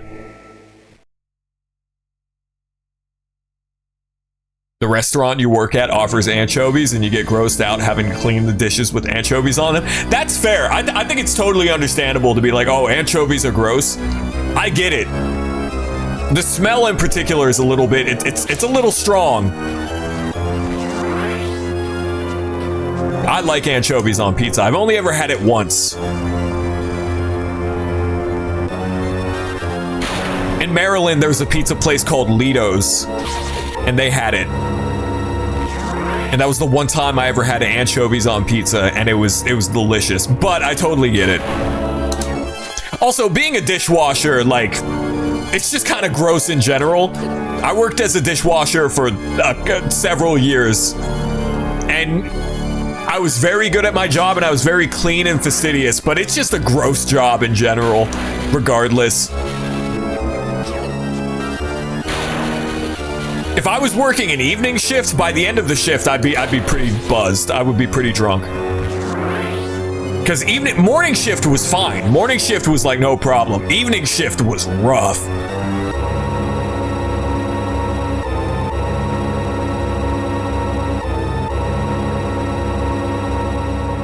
Yeah, washing dishes in general is pretty gross, but that was my favorite job I've ever worked. More Samus booty shots. There's a lot of that in this game.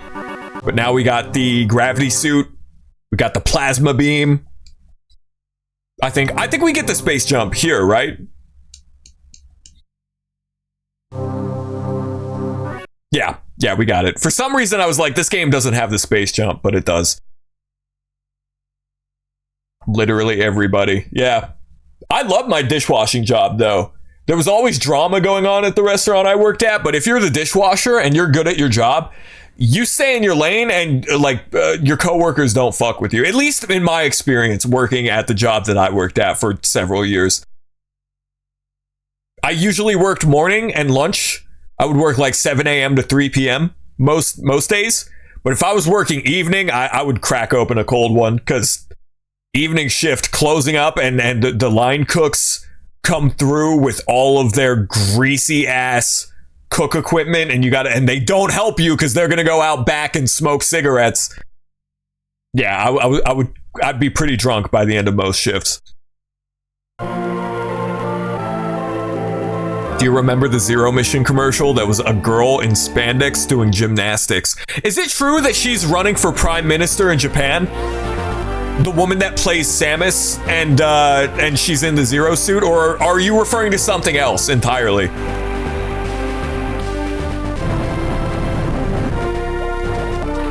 Because there's also there is something to be said about getting your suit back and obliterating the space pirates. It is satisfying, but hey Kubo, what's happening? Hope you're having a great Friday night, or I guess Saturday morning at this point, but what's happening? Yeah, there's let me see if I can find it. There's a commercial for Zero Mission where they got a lady in the Zero suit, and I think she's running for Prime Minister of Japan. Is this it? Oh, Doodle's referring to a different commercial. This is the American commercial. The Who Are You campaign. I need to do another commercial stream where I like the 2000s Who Are You era of Nintendo had so many cool ass commercials. This is the commercial that Doodle was referring to.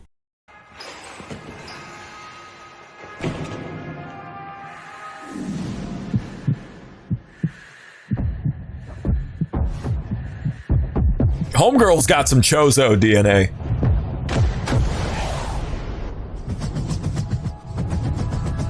I miss this era of like the 2000s Who Are You campaign. After a lifetime of training, the mission begins as Samus in Metroid Zero Mission. That's good. That's good. That was not the one I was referring to, though. The one I was referring to, I think, is the Japanese commercial. And I say that because there's a Japanese lady on the screen.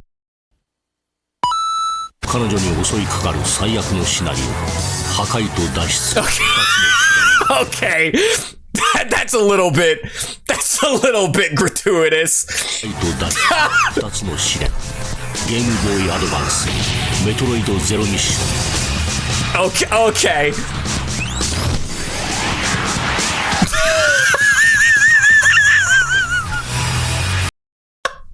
This is how they marketed Zero Mission.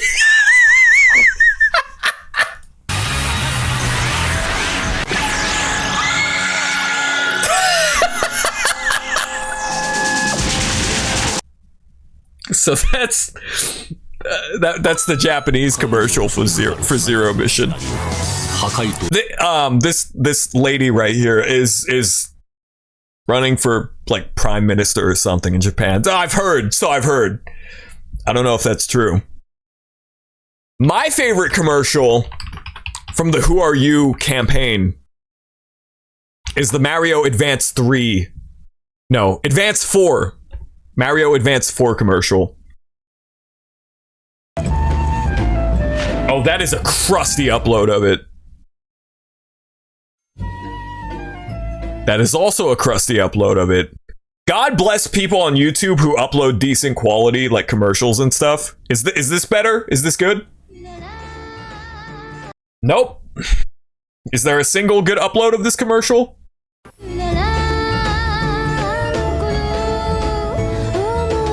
Nope. All right, I guess you guys are just getting crust. You guys are just getting crust because there's not a single quality upload of this.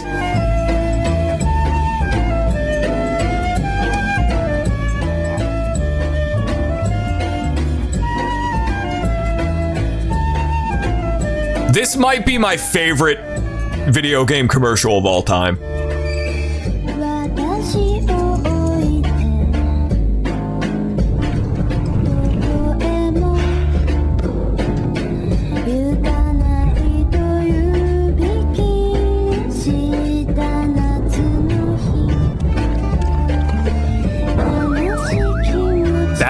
That flip was clean.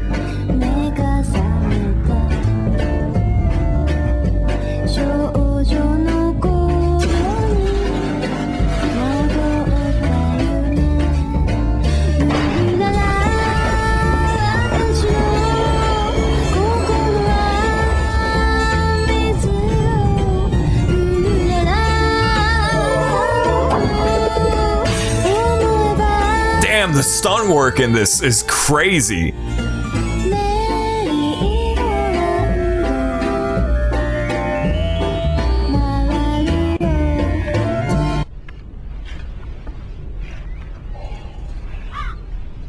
I miss this era of Nintendo. The Who Are You campaign. Oh my god. That got me into Mayumi Kojima way back in the day. It's crazy how this still hypes me up. I'm like, I want to get a Game Boy Advance right now. Like, just seeing these kids going apeshit to go buy a Game Boy Advance. It's 2026. The Game Boy Advance came out in 2000. Like 25, 26 years ago. And watching this commercial, I'm like, damn, I gotta go get a Game Boy right now. I gotta get to GameStop and buy a Game Boy right now. Article, if people want to look at it. She's running for Prime Vice Minister of the Environment. Japanese politician was Zero Suit Samus in a Metroid ad, and fans have just noticed. A former model who starred in Metroid Zero Mission ads is now a member of the Japanese government, and fans are only just noticing. Shisato Morishita is now a parliamentary vice minister of the environment in Japan, but years before entering politics, she was crawling through vents and fighting aliens as Samus Aran. The 44-year-old politician previously portrayed Zero Suit Samus in promotional material for Nintendo's Game Boy Advance title Metroid Zero Mission, a 2004 remake of the original sci-fi side-scroller. That's crazy. That must mean that the classic NES series for GBA was like 05 or 06, even though I could have sworn that it was way older than that. Like, I was a little kid when I saw classic NES series Ice Climber, classic NES series Zelda on the store shelves of Target and Kmart. Japanese marketing for the game included a short live-action ad showing Morishita in the iconic blue Zero Suit as she navigates alien-style air vents, blasts otherworldly life forms, and switches into Samus's... Wait, she didn't do that. Wait a minute. She didn't switch into the Varia suit. She was just in a tunnel. Wait a minute. She just screamed really loudly. Wait a minute. She didn't switch into the Varia suit. Oh yeah, I guess she did. I guess she did. Oh wait, can I, before we finish up Metroid Zero Mission, can I please show you guys the Pikmin 2 commercial? 20 years ago, oh my god. March 25th, 2006. Jesus Christ.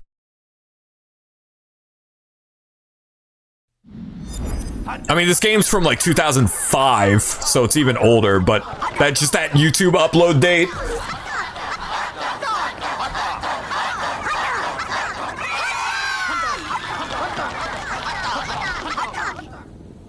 I said with mustard. Make it 2. Is that Vinny Vine sauce? Control is good. You can see how good as 2 commanders lead a planetary treasure hunt in Pikmin 2. With 2-player mode, may the best scavenger win.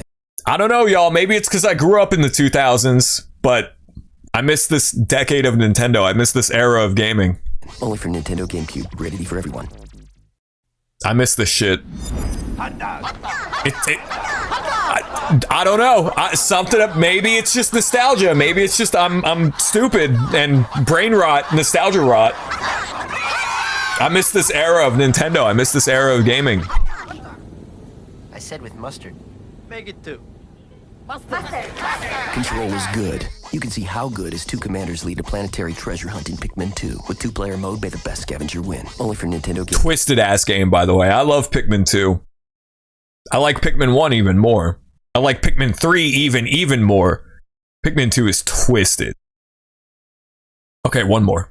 Greed is good. Greed makes you do great things. Greed makes you do great things. Greed loves old people. Greed loves old people. Gold coins and love. Gold coins and puppies. It will get you everything. It'll get you everything. Even if you have to pile drive your enemy to do Even if you have to pile drive your enemies to do so. This CGI rig of Wario probably was more expensive than the entire development of Wario World for the GameCube. Like, Treasure was not a big studio. It was like 15 dudes in an office in Japan somewhere. Like, Drive your enemy. this rig of Wario was probably more expensive than the entirety of the game. Get ready for some real green. Rated E for everyone. I love Wario World. I love you, Treasure. I love you, Treasure. Please don't go bankrupt. I know you're running a skeleton crew of like 5 people. Please don't go bankrupt. Her resume was that ass shot? Possibly. I know who I'm voting for. I'd buy that for $1.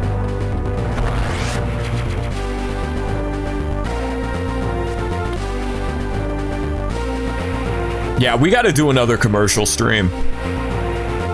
I want to do a 2000s commercial stream. PlayStation, Xbox, Nintendo. All the fixins.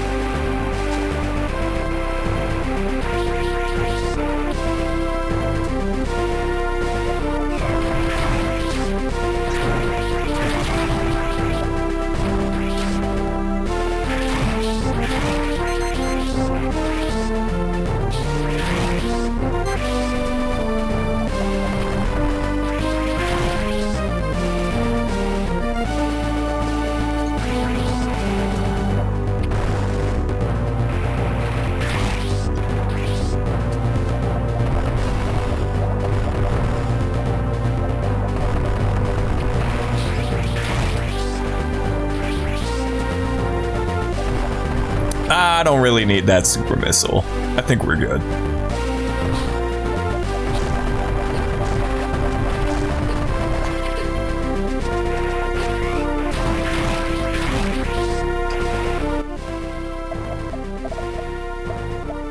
What is the quickest way to Mecha Ridley?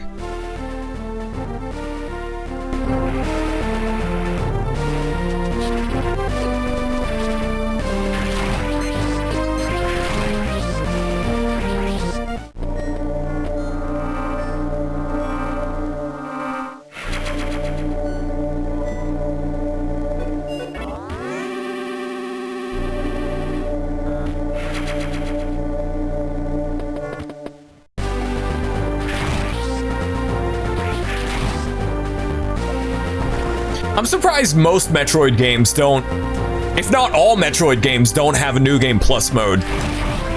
Imagine beating a Metroid game and then you get to start the game from scratch with all of your upgrades and all of your weapons, and you can just tear through the game like it's nothing. That would be so much fun. Same thing with Zelda. Zelda doesn't have any New Game Plus modes or anything. Imagine beating Ocarina of Time and then you get to start the game all over with all of your weapons and you can do the dungeons in whatever order you want. That'd be so cool.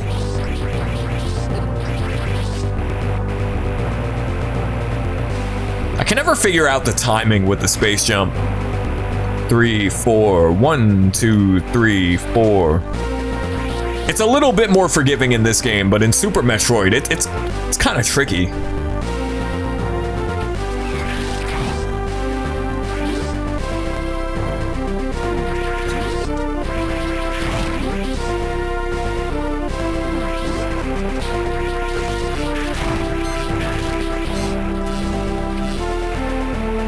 Space jump timing is when you start to fall back down, is when you jump again. I think you're right.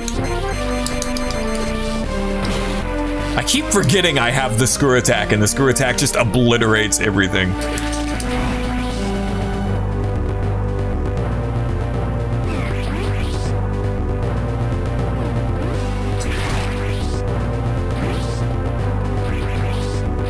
I would like to save, please. Can the space pirates fuck off? Thank you. Enemies following you through doors is kind of twisted. One of the reasons I don't like original Metroid on NES. Enemies can kill you as you're going through doors. I'm an NES apologist. I love that system, but I could never, to this day, I haven't been able to get into original NES Metroid. Someday that might change. I hope I can get into it someday. I want to like OG Metroid, but it hasn't happened yet. And this is the guy who loves Zelda 1 and Zelda 2 and like Kid Icarus. So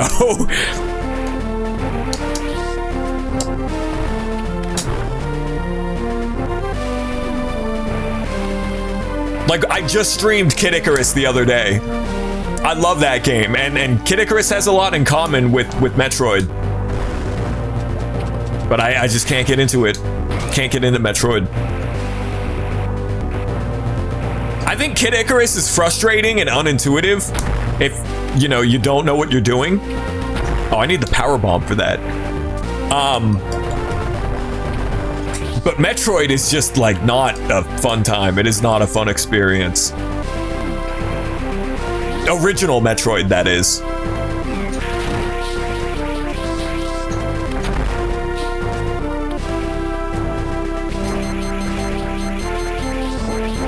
Yeah, I think it's just aged.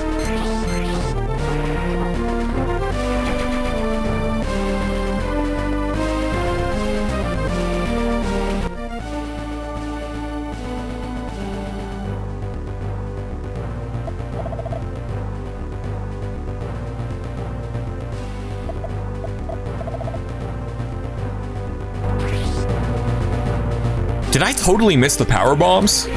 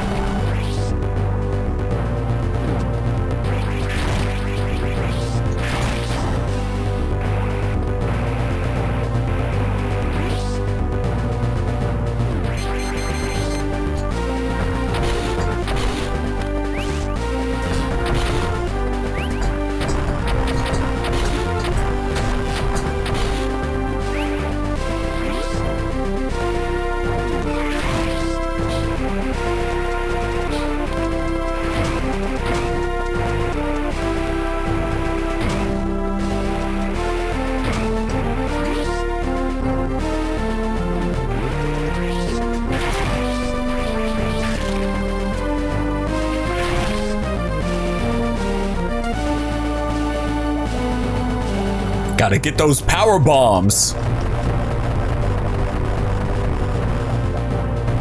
Gimme that.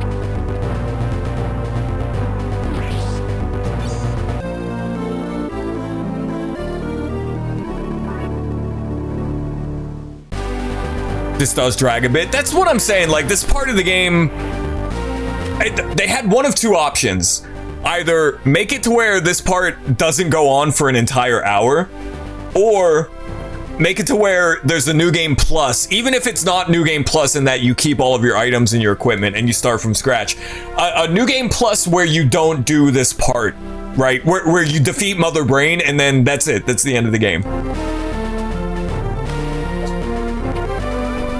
I get that they incorporated this whole entire part of the game, and it is cool when you first play it.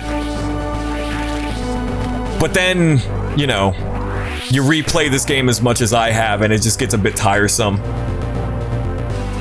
Kids were probably like, holy shit, there's more game. Exactly, like if you played this back in 04, it probably blew your mind, especially if you had played Metroid 1 at that point. I do wish this part of the game was optional for subsequent, like, repeat playthroughs, you know? It just drags on for a bit too long. Which is why I'm still to this day unsure if this game or Super Metroid is my favorite. Because I love the movement in this game. I love the way it feels. I love the sprite work, the soundtrack and everything.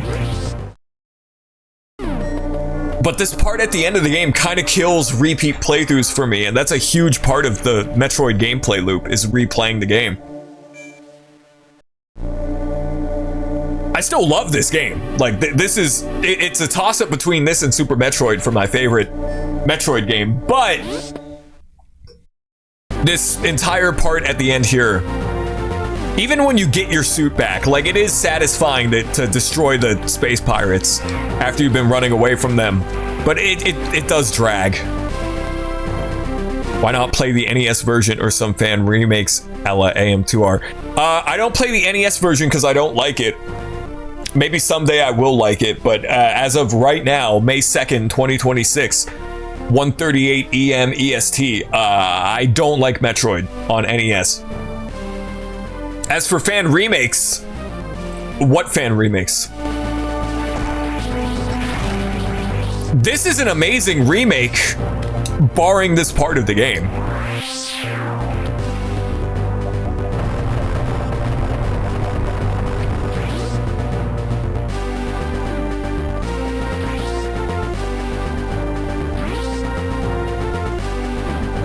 Remember playing 3DS Metroid and constantly pulling up a map you had in the internet browser? Yeah, Metroid 1, I want to like it. Maybe someday I will like it. And I am a huge fan of the NES, but it's just, it's not for me.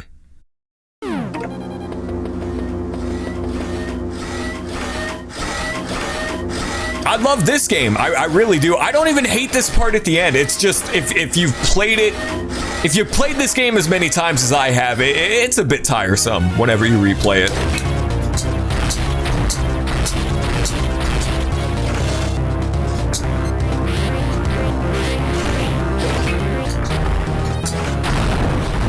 Mecha Ridley's bitch made.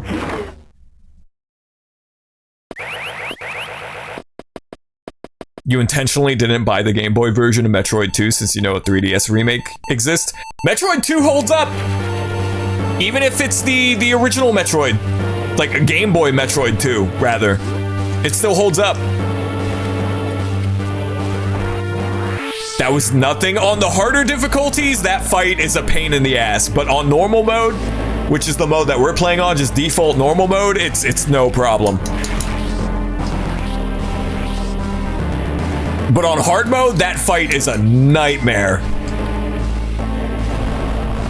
I've only ever done hard mode once, and I think I used save states as well, so it was not a legitimate run.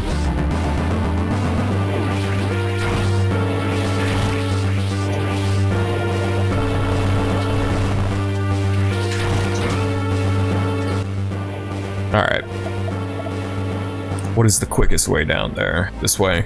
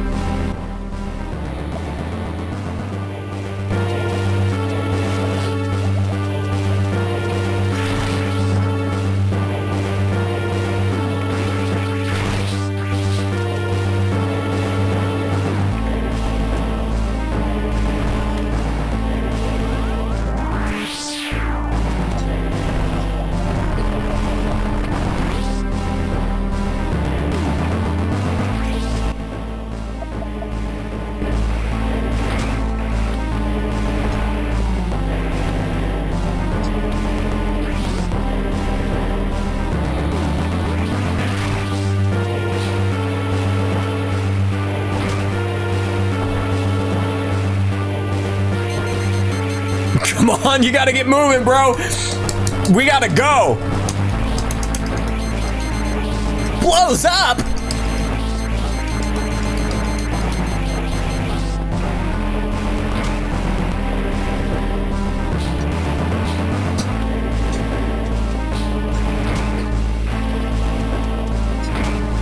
Not a single health drop from these stingy ass space pirates.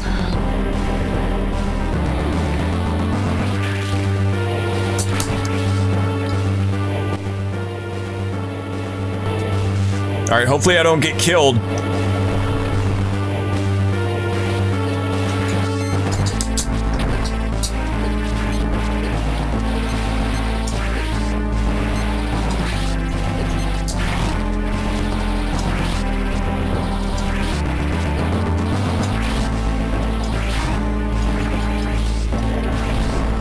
That was...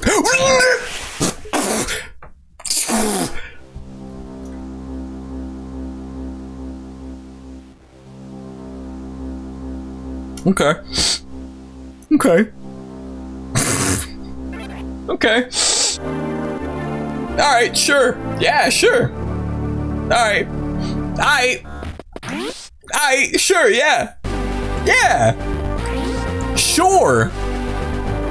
Yeah. Yeah, that's fine. Yeah, that's cool. That's cool. That's chill.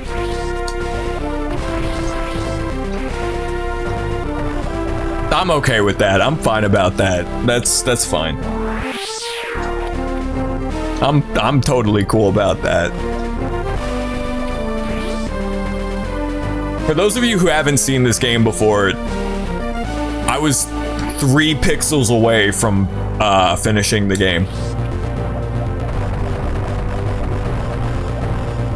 For those of you who have not seen Metroid Zero Mission before, I was right in front of the escape ship.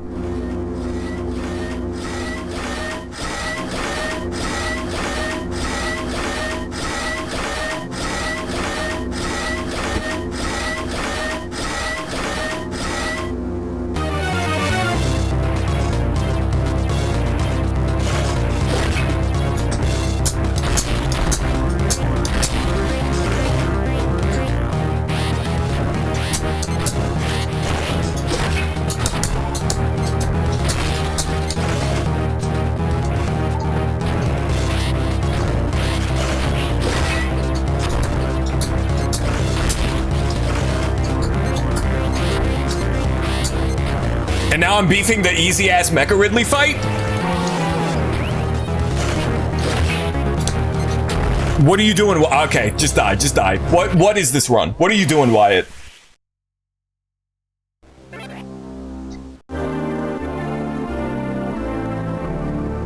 What are we doing?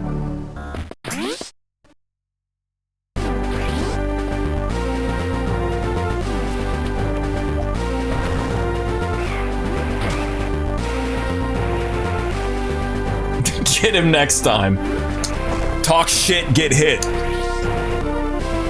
Happened with Ridley earlier, happened with Mecha Ridley.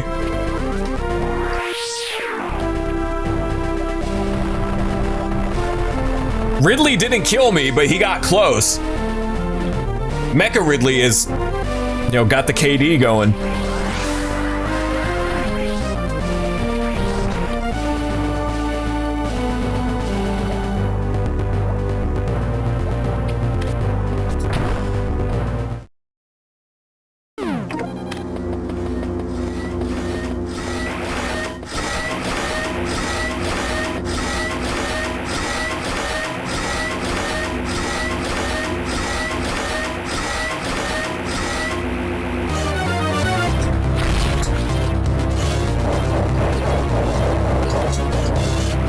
Can you stop doing that?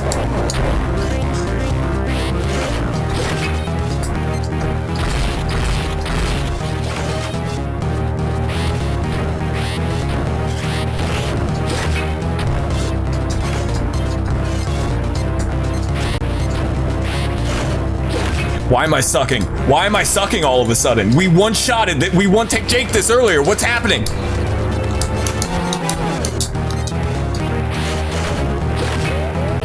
What is happening?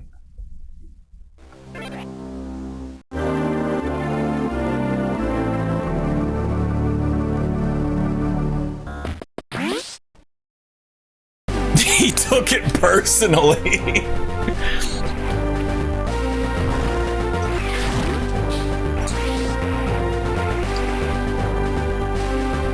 I want to make sure I was taking the fastest route to the escape ship. Yeah, that's the only route, it seems.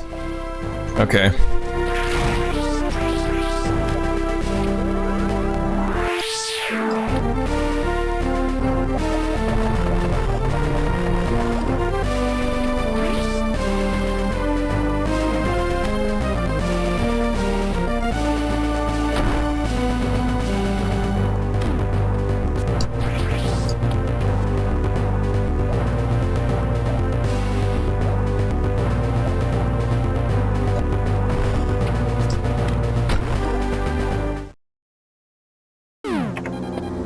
You're really starting to tick me the heck off.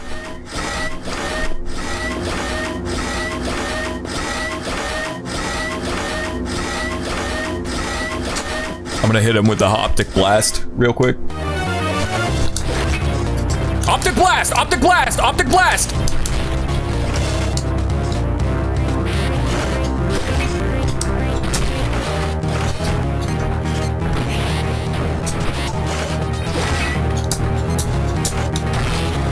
Optic blast!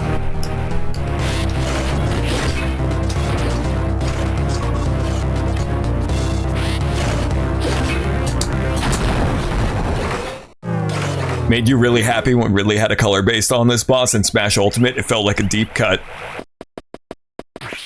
Smash Ultimate was so good. I'm kind of a Melee stan, but not for the reasons you would think. Like, I don't really care about competitive Melee, but I just have so much nostalgia and so many good memories with Melee growing up. But Smash Ultimate's pretty close. I think the one thing Ultimate is lacking is game modes.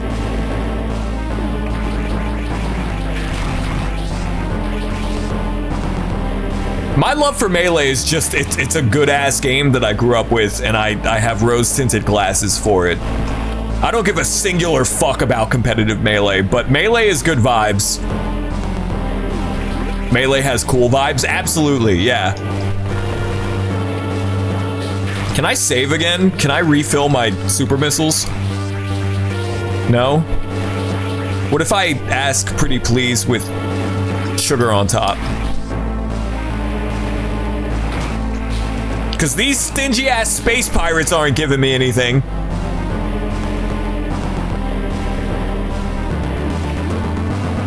I love seeing the recent rise of Melee ROM hacks. Or I guess mods, whatever you would call them. They're technically not mods. Technically not ROM hacks because they're not ROMs, but like Project Turbo and the Akenia build and stuff. I don't know. Yeah, mod packs, ROM hacks, whatever you would call them. Specifically like the Akenia build, which adds like Charizard and Starwolf and stuff. Sorry, Wolf O'Donnell. My name is not Star Fox. Star Fox is my team, not my name. We gotta run! We gotta go! You gotta go! Melee Fire Emblem remix, that arrangement of Together We Ride is evergreen. It is so good.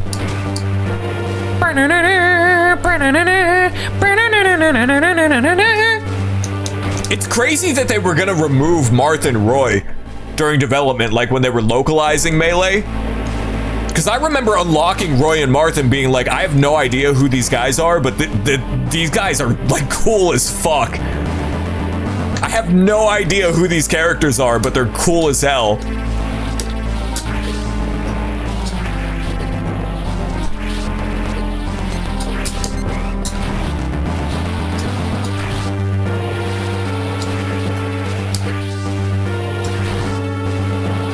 You better not this time. You better not.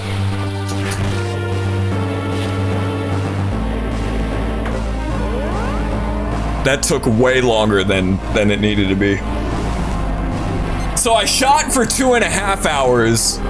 This took me 3 hours and 45 minutes, but I also spent like 20 minutes dicking around watching videos and stuff. So we can subtract at least 20 minutes off of the runtime.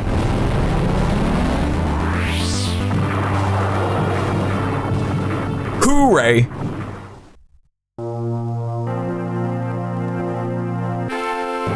That was not my best playthrough of Metroid Zero Mission, but it was fun. It's been a minute since I played this game. It's been even longer since I've streamed it, so. Hooray mi fa sol la ti do. No, this game's great. If it weren't for the fake out ending and the Zero Suit segment, this would definitively be my favorite Metroid game. It still probably is, even above Super Metroid, but the ending is a little bit exhausting for the umpteenth time, especially if you've played it as many times as I have.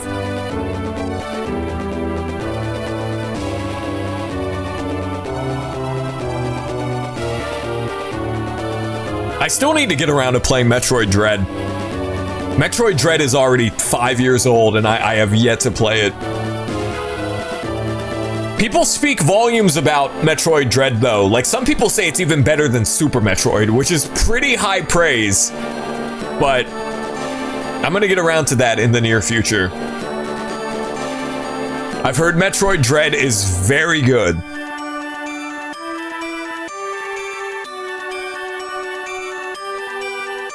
Shout out Hidekazu Tanaka, who did the original Metroid soundtrack on NES.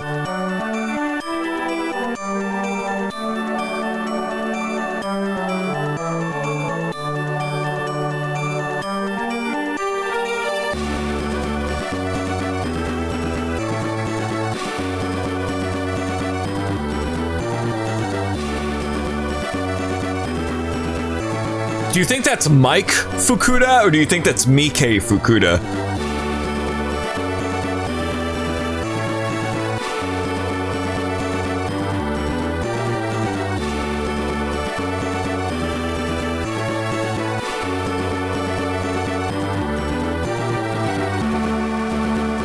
This is cute. I like this. Little scribble at the end. It's Mike Wazowski's Japanese cousin. What's up, Corey? Caught the very end of Zero Mission. But yeah, we one take Jaked it. Not my best playthrough of Metroid Zero Mission, but there we go. Item completion was probably like under, I would, probably under 50% here. Yeah. Clear time. Okay, that's not accurate. Your rate for collecting items is 57%.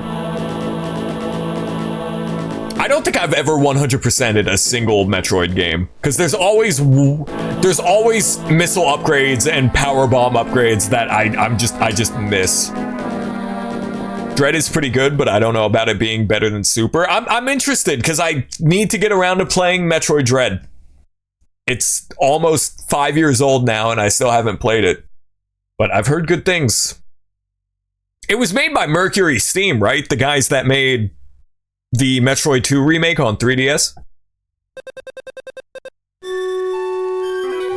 Yeah, once you beat the game, you unlock original Metroid.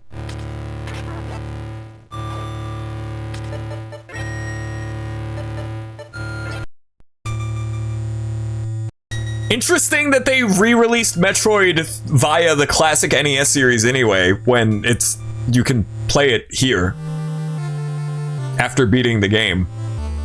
Kind of a rip-off, but I guess that's par for the course with Nintendo. I'm an NES stan. I love the NES. I don't like Metroid 1, but one day maybe that will change. I don't foresee that happening anytime soon, but maybe someday I will get into original NES Metroid.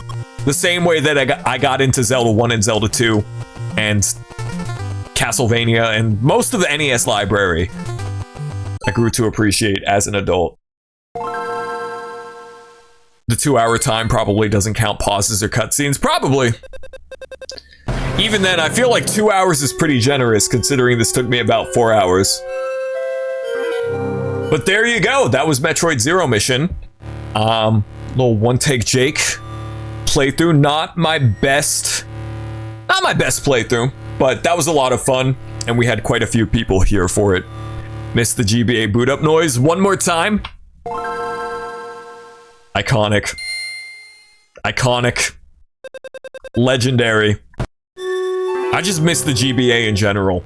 The GBA and the DS, like that hard divide between home console and handheld. I mean, let's be real, Nintendo held it down. Xbox has never had a portable console, and the PSP was a cool novelty, but it in terms of the library and the software, like, Nintendo killed that shit. But the GBA and the DS, good shit. You can enable it on 3DS with Homebrew when you run GBA games. Really? More games should have bundle retro games in them as a bonus. I'm of the opinion that any video game remake should have the original unlock. Even if you have to unlock it, I think every video game remake or remaster should include the original video game. That might be dramatic or hyperbolic to some people, but I am firmly of the opinion that, like, if you remake a game, you should include the original as well. All right, y'all.